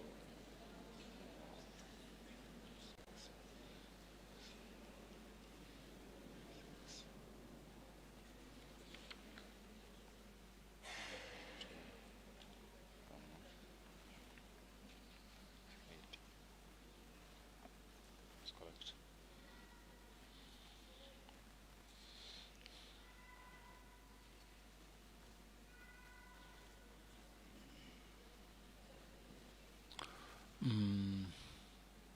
Finton.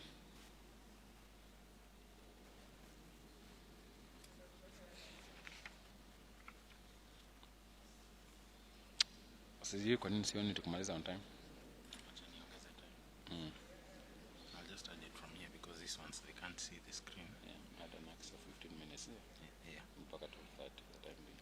So I'll just go to this one. Manage the courses. Go here. Edit this first. To go to 12:30. 12:30. That's okay. Okay, just 1 second.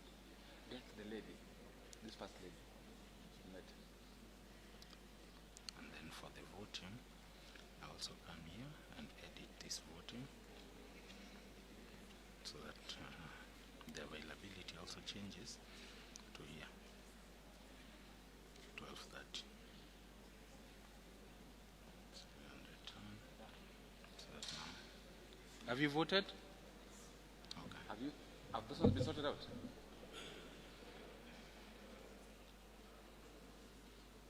Okay. Let's get Spencer. Eddie Spencer. Where's Eddie Spencer, Uma? Where, man? And then Kimeto, Natasha.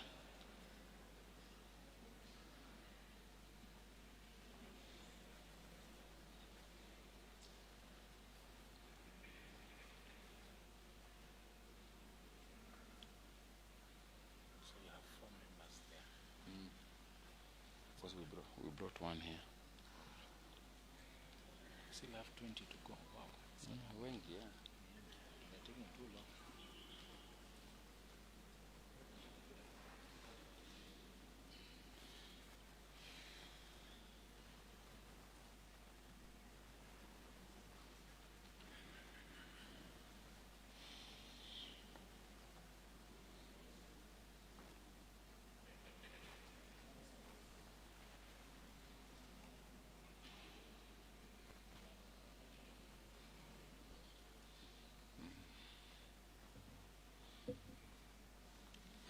Today I'm going to be very rich today. I have so many phones. Wale wanapewa vitu kwa simu, utanipatia password kwanza. For power.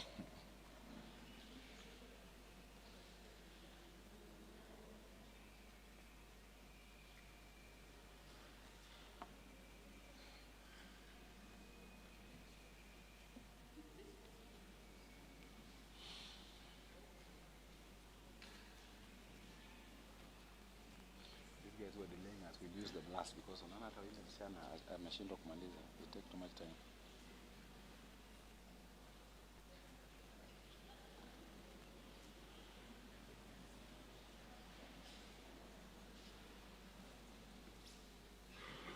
Wakae tu hapo.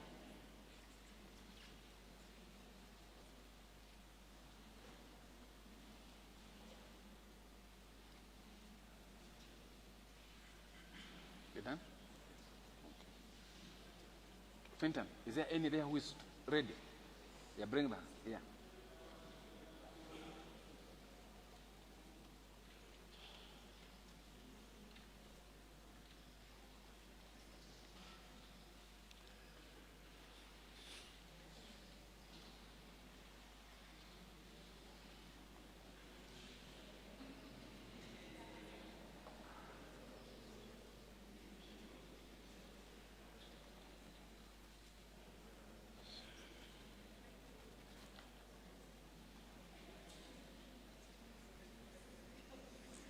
Who was the last person I called?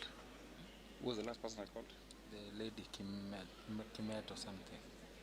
You called Kimeto? Oh, Natasha. Yeah. So sijaita Ibrahim. Sijaita nini? Omar. Yeah, Ujaita Omar. Ako wapi? Should be seated at the back there. Just confirm that sijamuita. That's it. Are you Omar? Ngoja tu 1 minute.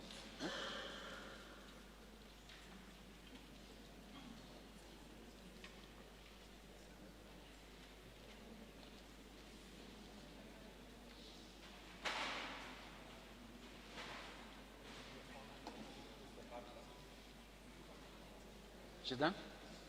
Omar. They're at the back.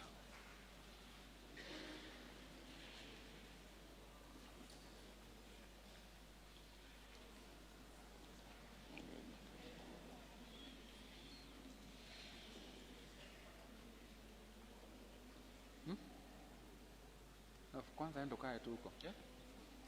Oh, the phone. The token. Now I can be given. Maisha ni ngumu.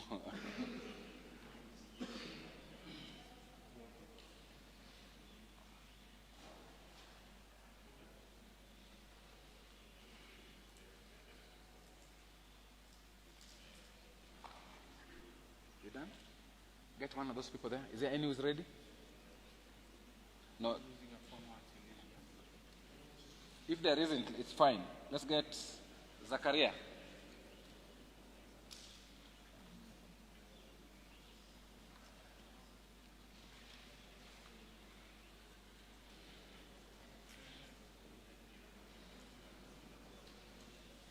Not bad.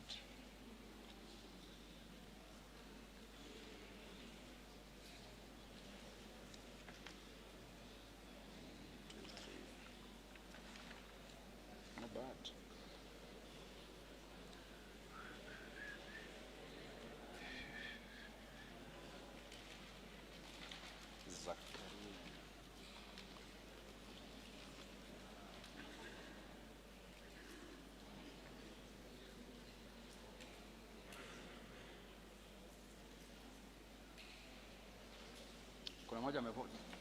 She has voted. Let her log out. Have you logged out?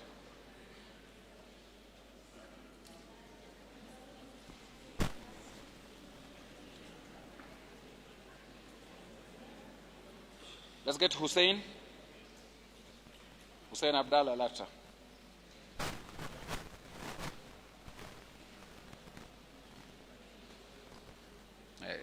You need to refresh. I want to pick the other one just so that I also refresh here. So they match the values, 17 and 17 here. That's okay.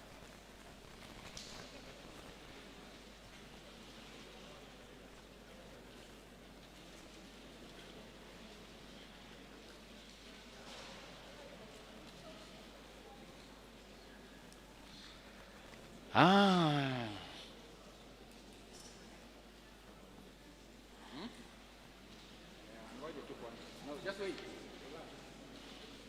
No, I'm only. Oh, you were trying to vote when you sit there. Let's get Kamau Waidira. Kamau, you done? Now get one of those people. So Kamau sit there. Finton, one of them.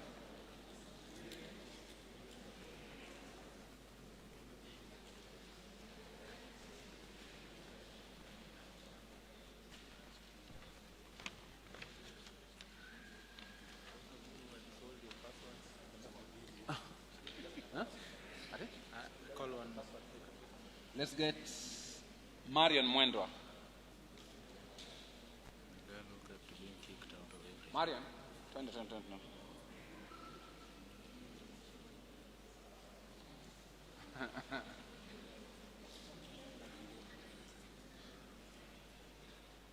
Tunawajua.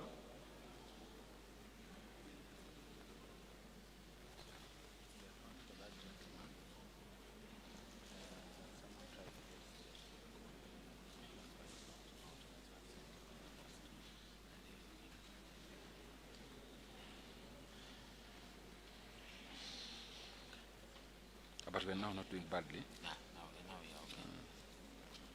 It's 18. Yeah, still. So that's No, that means because of the 33. Yeah. So to go have 18. back to 15. Yes, it's correct. Yeah. It's on the correct value. You're using your phone? What are you saying? Phone yake iko pale.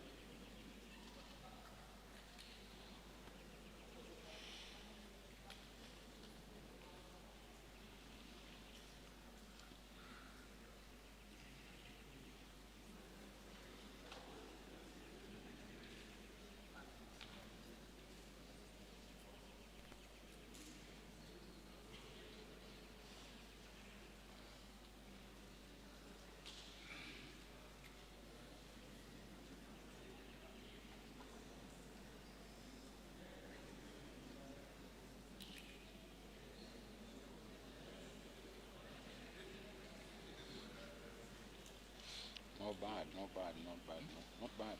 Yeah, we're almost there.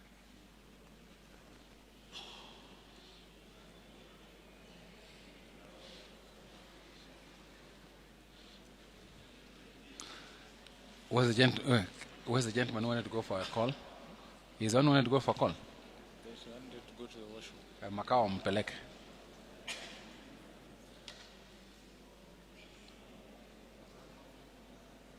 Is she done?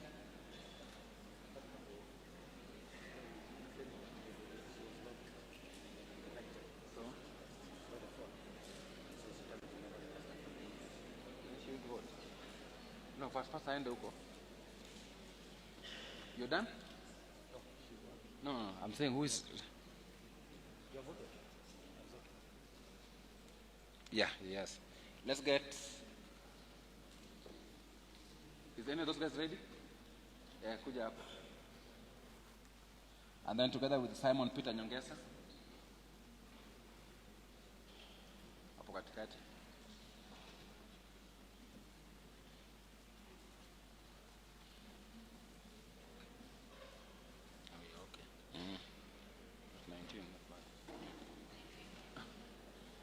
Saidia huyu.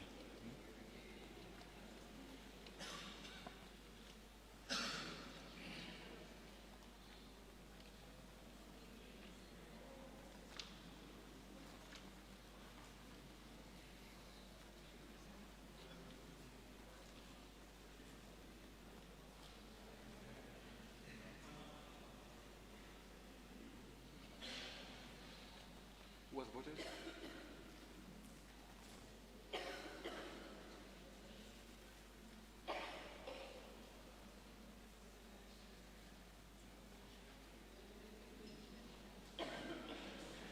No, maybe it's fine.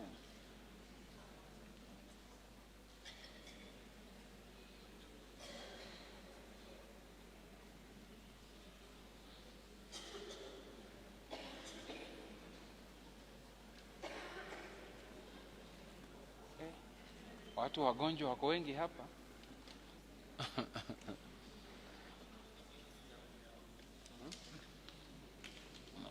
No,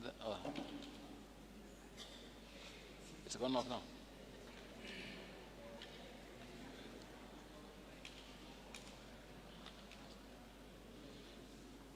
I still have internet, so I Hmm? no, I'm saying I still have internet.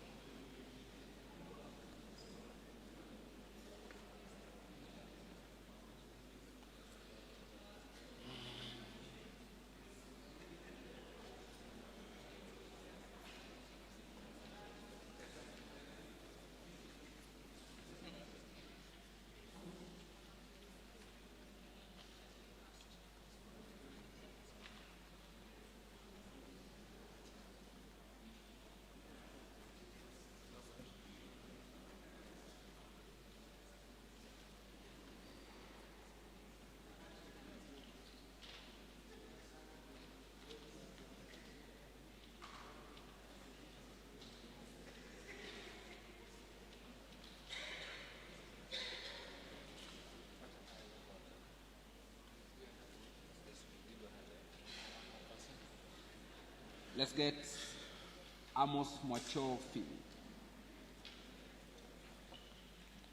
We just tell them and you won't vote. This is not the time for us to play these games. This is okay.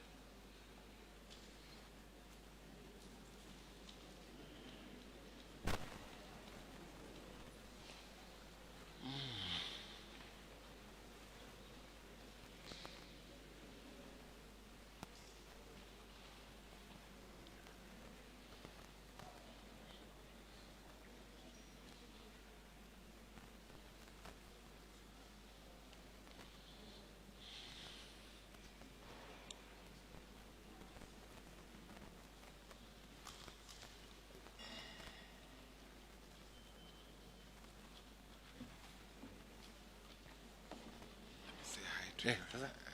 Okay. You? You I thought you had retired from this position. I had retired, then now I'm recalled from retire. This is unfair. Public service. Yeah. Cheers, bro.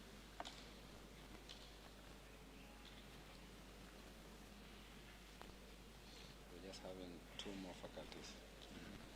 But we still have 12 Yes, people. Oh, okay. Because we are wale. It's 4 there. 3 here, 7, plus 6. Because there are even more. There are more. But there's a lady who says that the one in the red tie, Sama alibiwa simu, so she does not know her email password and her AD password. Wacha tuanze maliza na hawa, then we'll deal with that. These ones have not voted. None of them have voted. You may vote. So have you voted? Let's get Emmanuel Rugi Njoroge.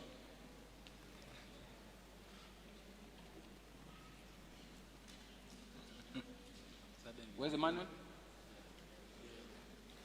Why am I getting 2 people? Who has brought you there? This is Emmanuel. I've only called Emmanuel only. Nobody else should sit here. Just Emmanuel. Where's Emmanuel? Yeah, behind you. So wale wanatoka wapi? Wale wametoka kwa Please pale. sit there. Password. Let's get one of them, Kimani. One of them. Just one. Who is ready? And then together with that, let's get Rekard Odongo Okomo. hapo katikati.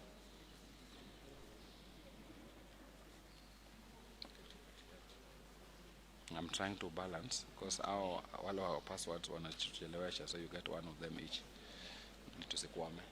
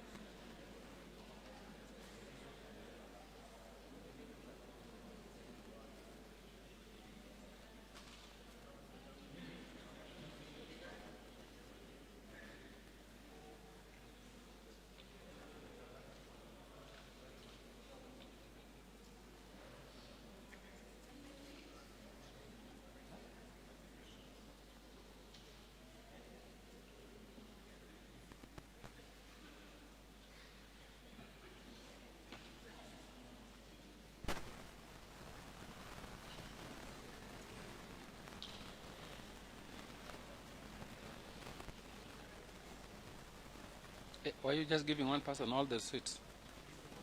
Oh. Kiambi Gloria Mukami.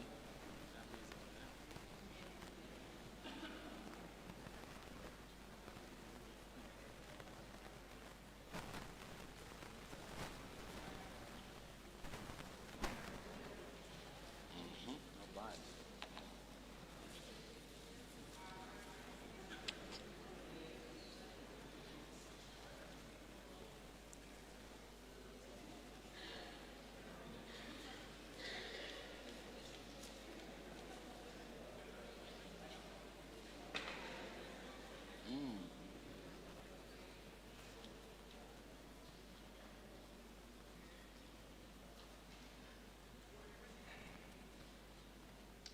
Any of them ready?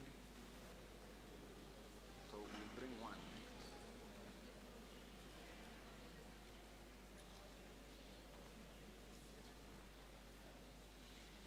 So bring one of them.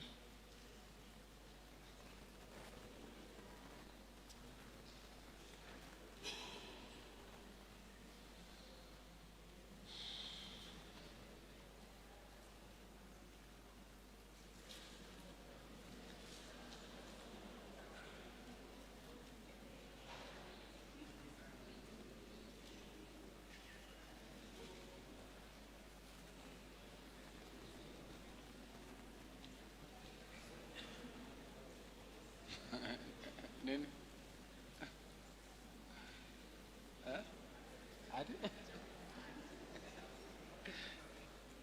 But mkubali from now, mkubali niende ni retire, tafadhali. So let's get Gilbert Lekishon. Sindio?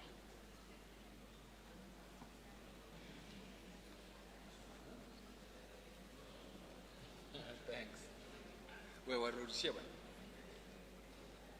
Wait, please bring it up. Kim.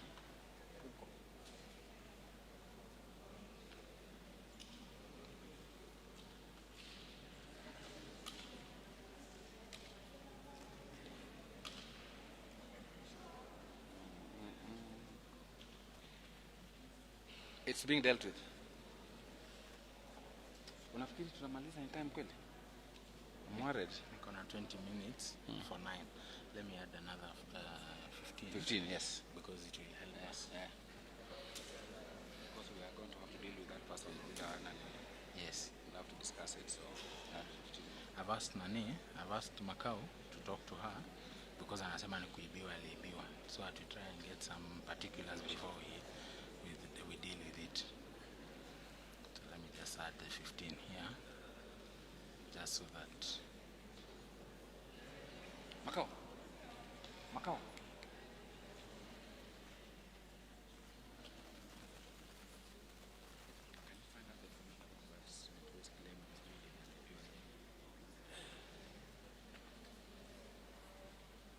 Let's get one of them here. Who is ready?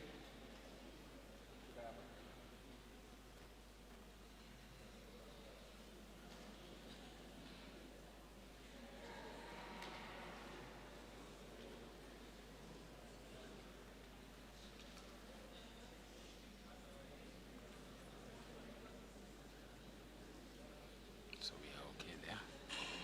I've added the 15 minutes. So we have 7 remaining. Yeah. We are okay.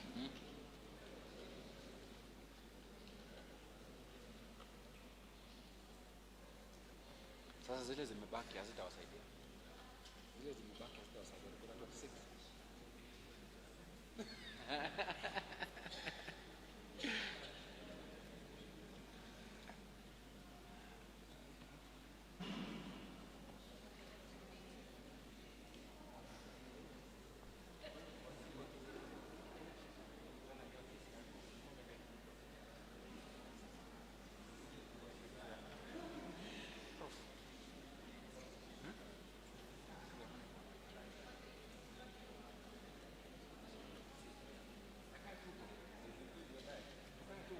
Sina wakati wa kuongea. Aenda kae. Go ahead, Kim. Aenda kae. Get for me Naomi Njeri Ngugi. No, ngoja kwanza. You will know. Don't worry. Anybody who is there, I will tell all of you. That's why I'm not talking about them. Tuko pamoja.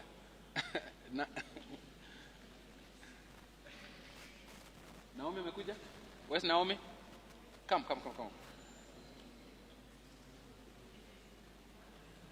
And then where's Brighton?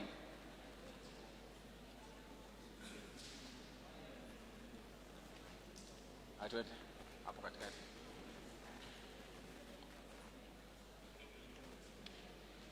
So those people, how many are ready?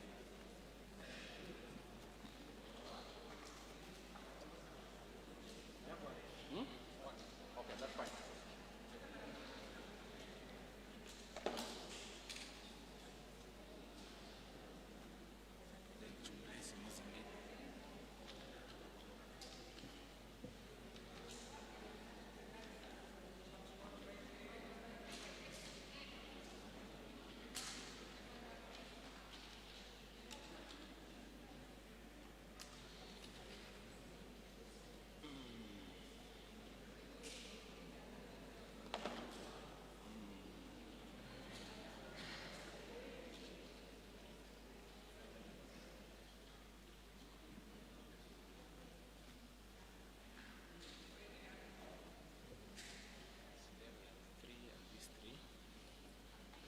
We're at 6, that is 29 plus 3.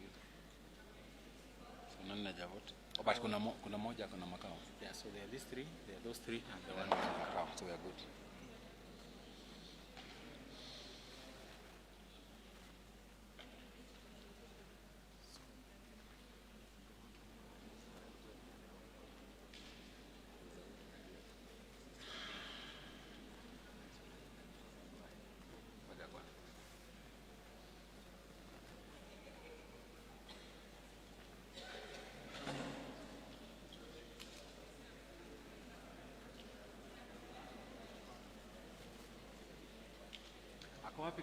Ako wapi Fintan? Mwambie akuje. Let's get the next person who is ready here. Is it done?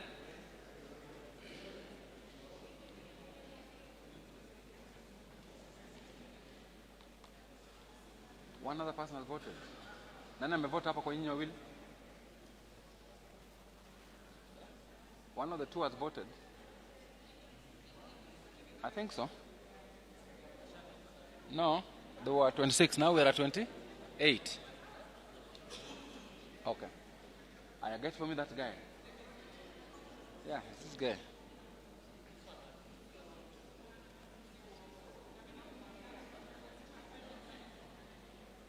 Get for me the guy, Finton. Get that guy with multiple. Nadia. Let him come to me. Put the next guy who's ready here. Are you ready? Let huyo multiple akuje kwangu. Come. You voted?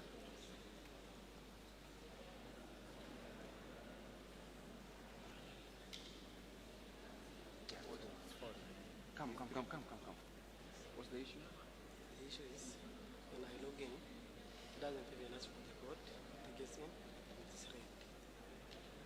Even this thing, even from last week, when I wanted to see the team members of I get in the portal. So I didn't think it is something like serious. Why is your student ID? Yeah? What's your student ID? The student ID. Maybe they can use the portal. Yeah. Portal information.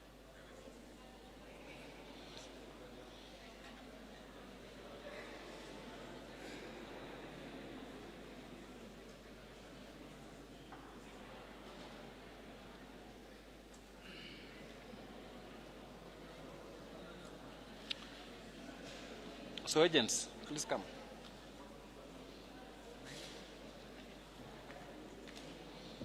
This guy is unable to vote because anytime he tries, it's being logged because he's tried to log on multiple times. His password has a problem. He cannot vote. What team does he? It doesn't matter the team. No. So I Ngoja. So the relax. problem is something that Relax. Okay. So my proposal is I'm going to have the ICT team clear the password so that he can log in afresh, so that multiple thing gets sorted out. Yes, for him, so that he can vote. Is that okay? All right. Finton, please sort him out so that he can vote. All right, you guys can sit back. Now, hujanipatia nini ID? One of your students here is texting. Hmm? Yeah. Kwa sababu hiyo pesa yote ni pesa ngapi? Who- Nipatie huyo mtu anilete. Who is this? This is this student. Ule alisema anaenda kwa choo. Which one? Come, tell him, Tom. Kuja hapa. What's this? There's a lady I sent my clothes.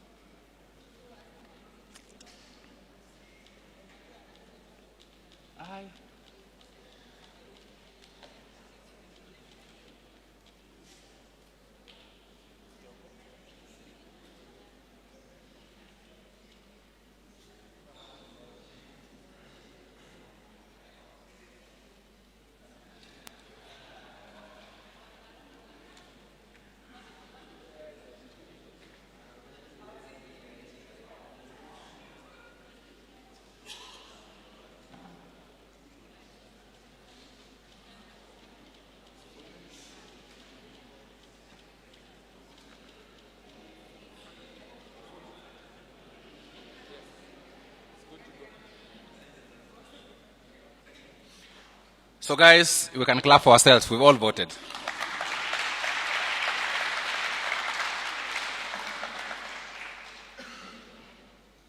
The person who is getting out of the stage last lost her phones and was mugged last night. So that's why it's taken her a long time. So she did not have access to her phone. She didn't have access to her email address. But we thank God she's voted. So if you give me 30 minutes, no, just 1 minute, I should be able to have results for you. You've been given the program on your phone. Yeah. So now I can come here, refresh this. You have the 33 responses. Now if I click on this, you have there. So team favor. So the last team is Sawa. 6. Favor. With and Ahmed, Rashid, Sinat. With 15. Okay. So the total comes to 27 plus 6, 33. Yes. Okay. So we are good. But now we will not show them this. Yeah. So I can take my laptop. Yes, you can. When you're ready, you signal. I can close it so that they can display the graphs. Oh, see me, I'm ready. I want to announce. So after.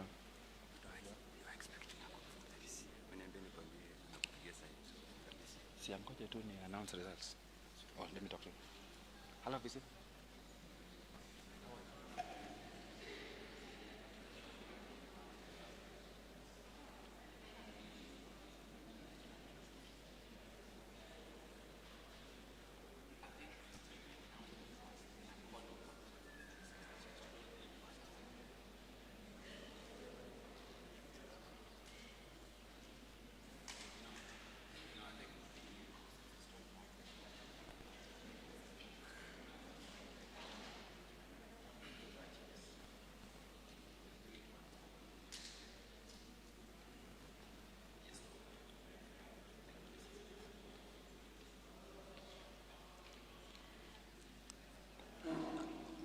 Ladies and gentlemen, it's done.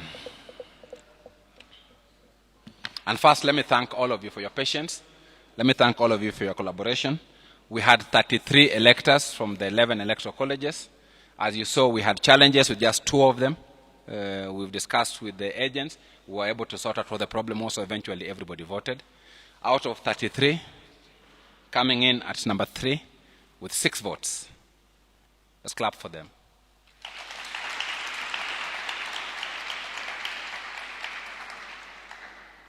Team Sawa.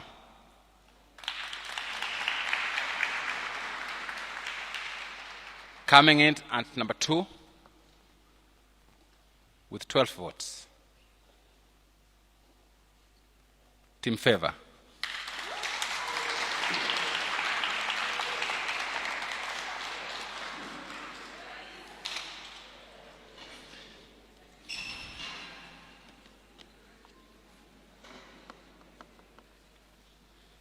It's therefore my pleasure to announce that the winner of the 2026 UNSA student elections with 15 votes, Team Ahmed Rashid Synergy.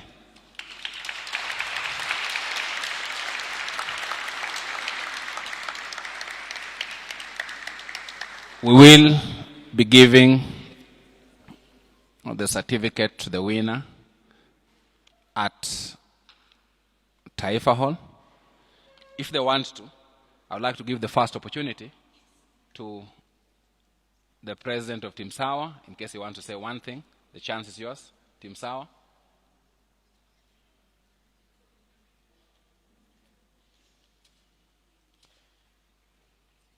And let's clap for him as he comes up.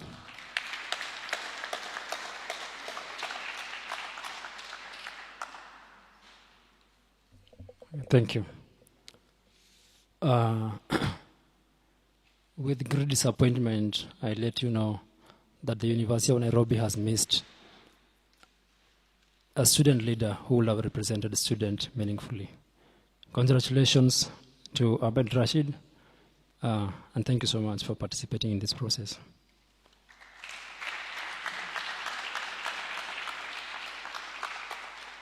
Well done, Team Sawa. And let me give the opportunity to the runners-up Team Favor.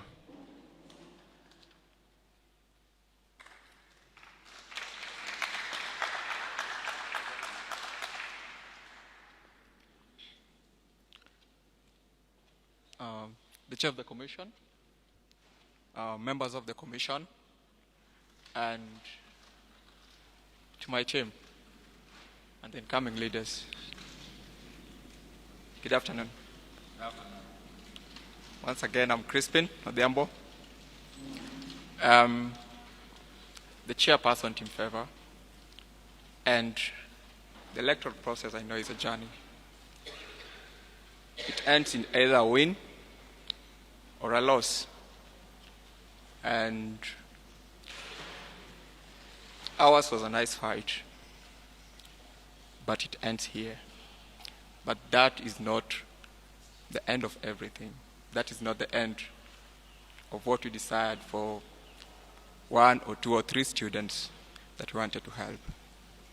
I want to join my other fellow contestant, Len Caleb, in congratulating Ahmed Rashid for the win and to wish him all the best in his endeavors as the next and the 8th president of the Great University of Nairobi. Ladies and gentlemen, each and every student in all those faculties who are watching us right now, I'm so grateful for the support, for the love, for everyone who worked with us in this journey. Fortunately for us, it ends here. But I believe someday, some other time, some other place, we're going to meet and we're going to work out some other things. For now, I want to wish you all the best. Good day.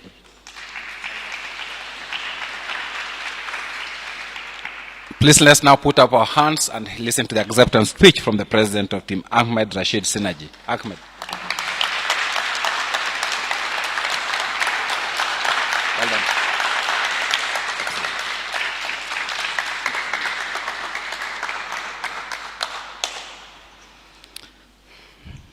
Good afternoon, everyone. My voice will be a bit clear this time.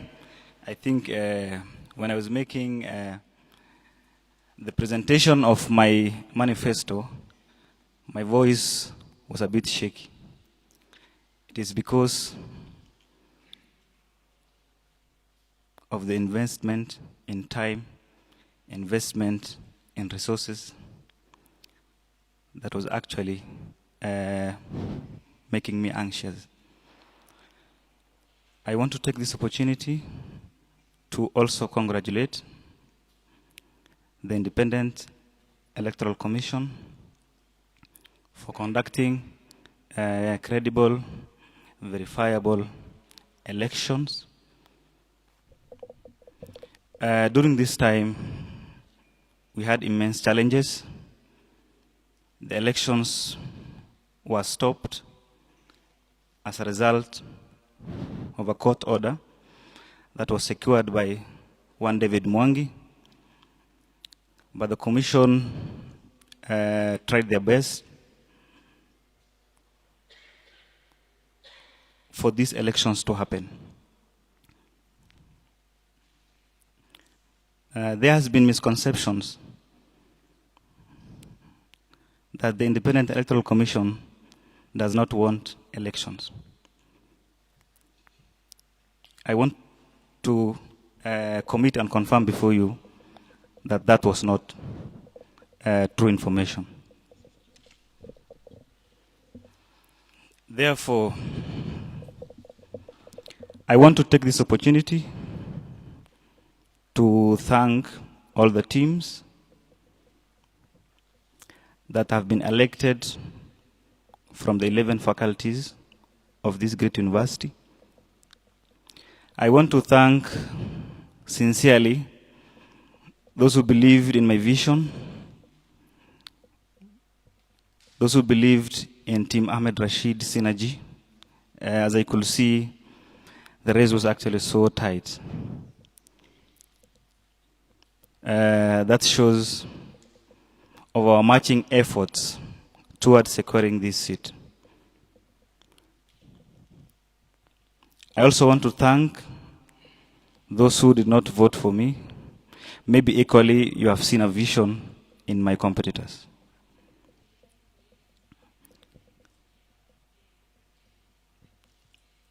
To my competitors, we need to understand the nature of elections. That sometimes the chances of losing is higher than the chances of winning. For example, we were 3 teams. That means the chances of winning was 33.3%.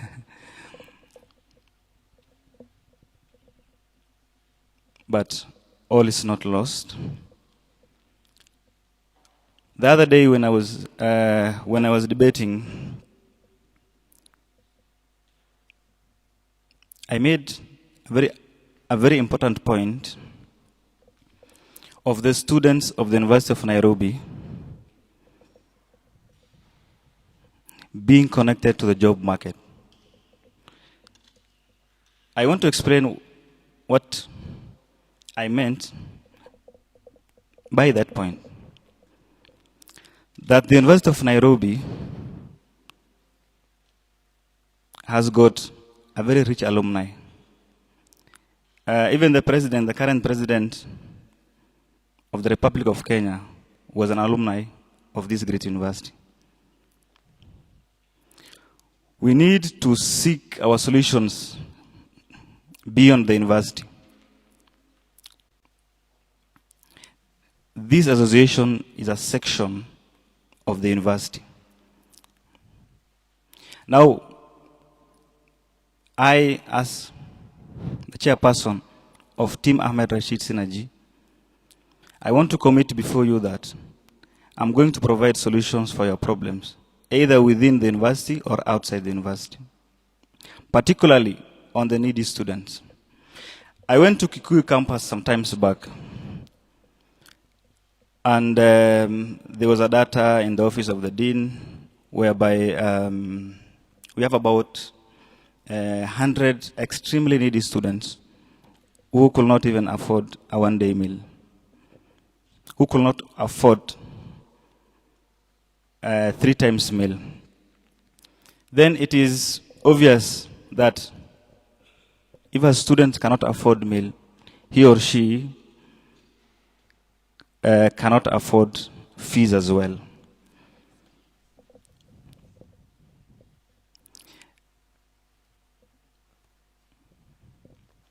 The story that touched my heart so much about students, because my work will be about students. My work will be bridging the gap between the students and the administration.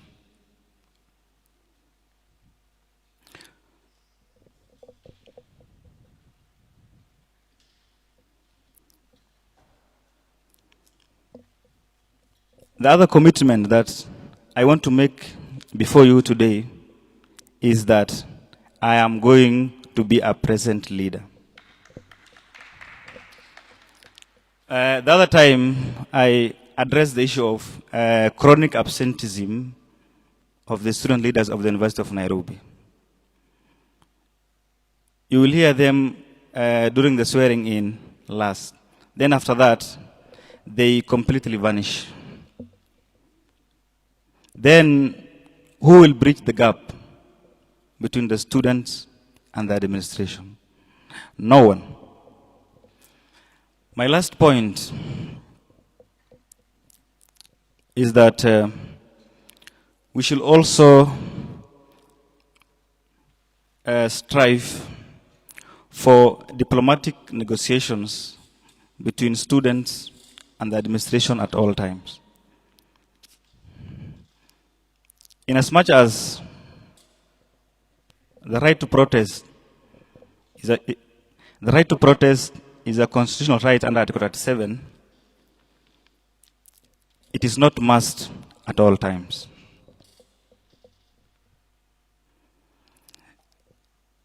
Lastly, I want to thank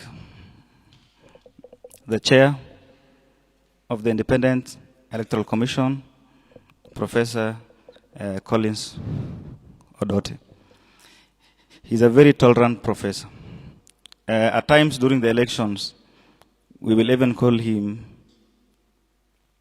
at midnight, and he will pick sometimes. Sometimes he will say, I'll call you back. I am as well going to be a tolerant leader. I know when you become a leader, it's normal it's very normal for people to critique you, either negatively or positively, but I'm going to be very tolerant with each and every one of you.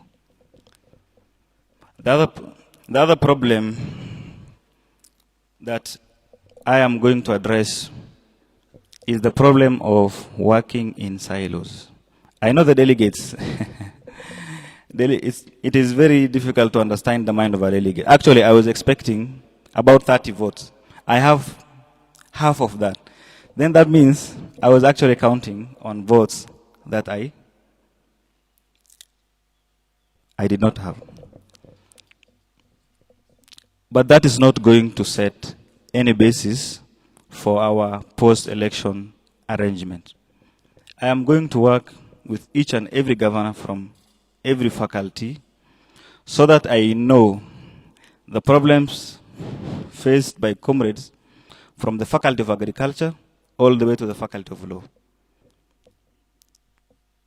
Most of us, when we talk of the University of Nairobi, in our minds we only perceive the main campus. But we have faculty that's called ADD. Actually, I joined the University of Nairobi in 2023, and I came to know that there's a faculty called ADD in the year 2024.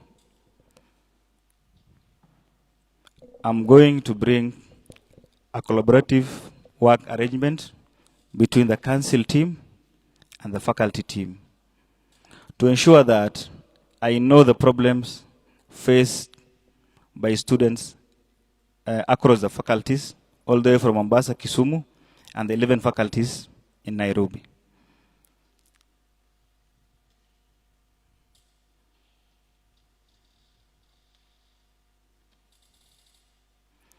It will not be a business as usual.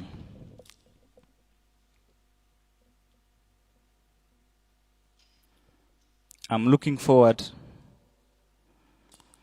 to a Congress where we will have monthly or maybe quarterly town hall meetings where students can air out their problems to the administrations and solutions rendered. We are going to frame our problems in a very respectful and a diplomatic manner that does not burden the university, neither undermines our problems. With that, I know my team are a bit anxious. They want us to go out and have some fun. I think I will end there. Thank you so much for all those who have supported us. Thank you so much to all the students who participated in the elections yesterday. It was extremely peaceful. Thank you so much. May God bless the students of the University of Nairobi. May you have a good day. Thank you so much.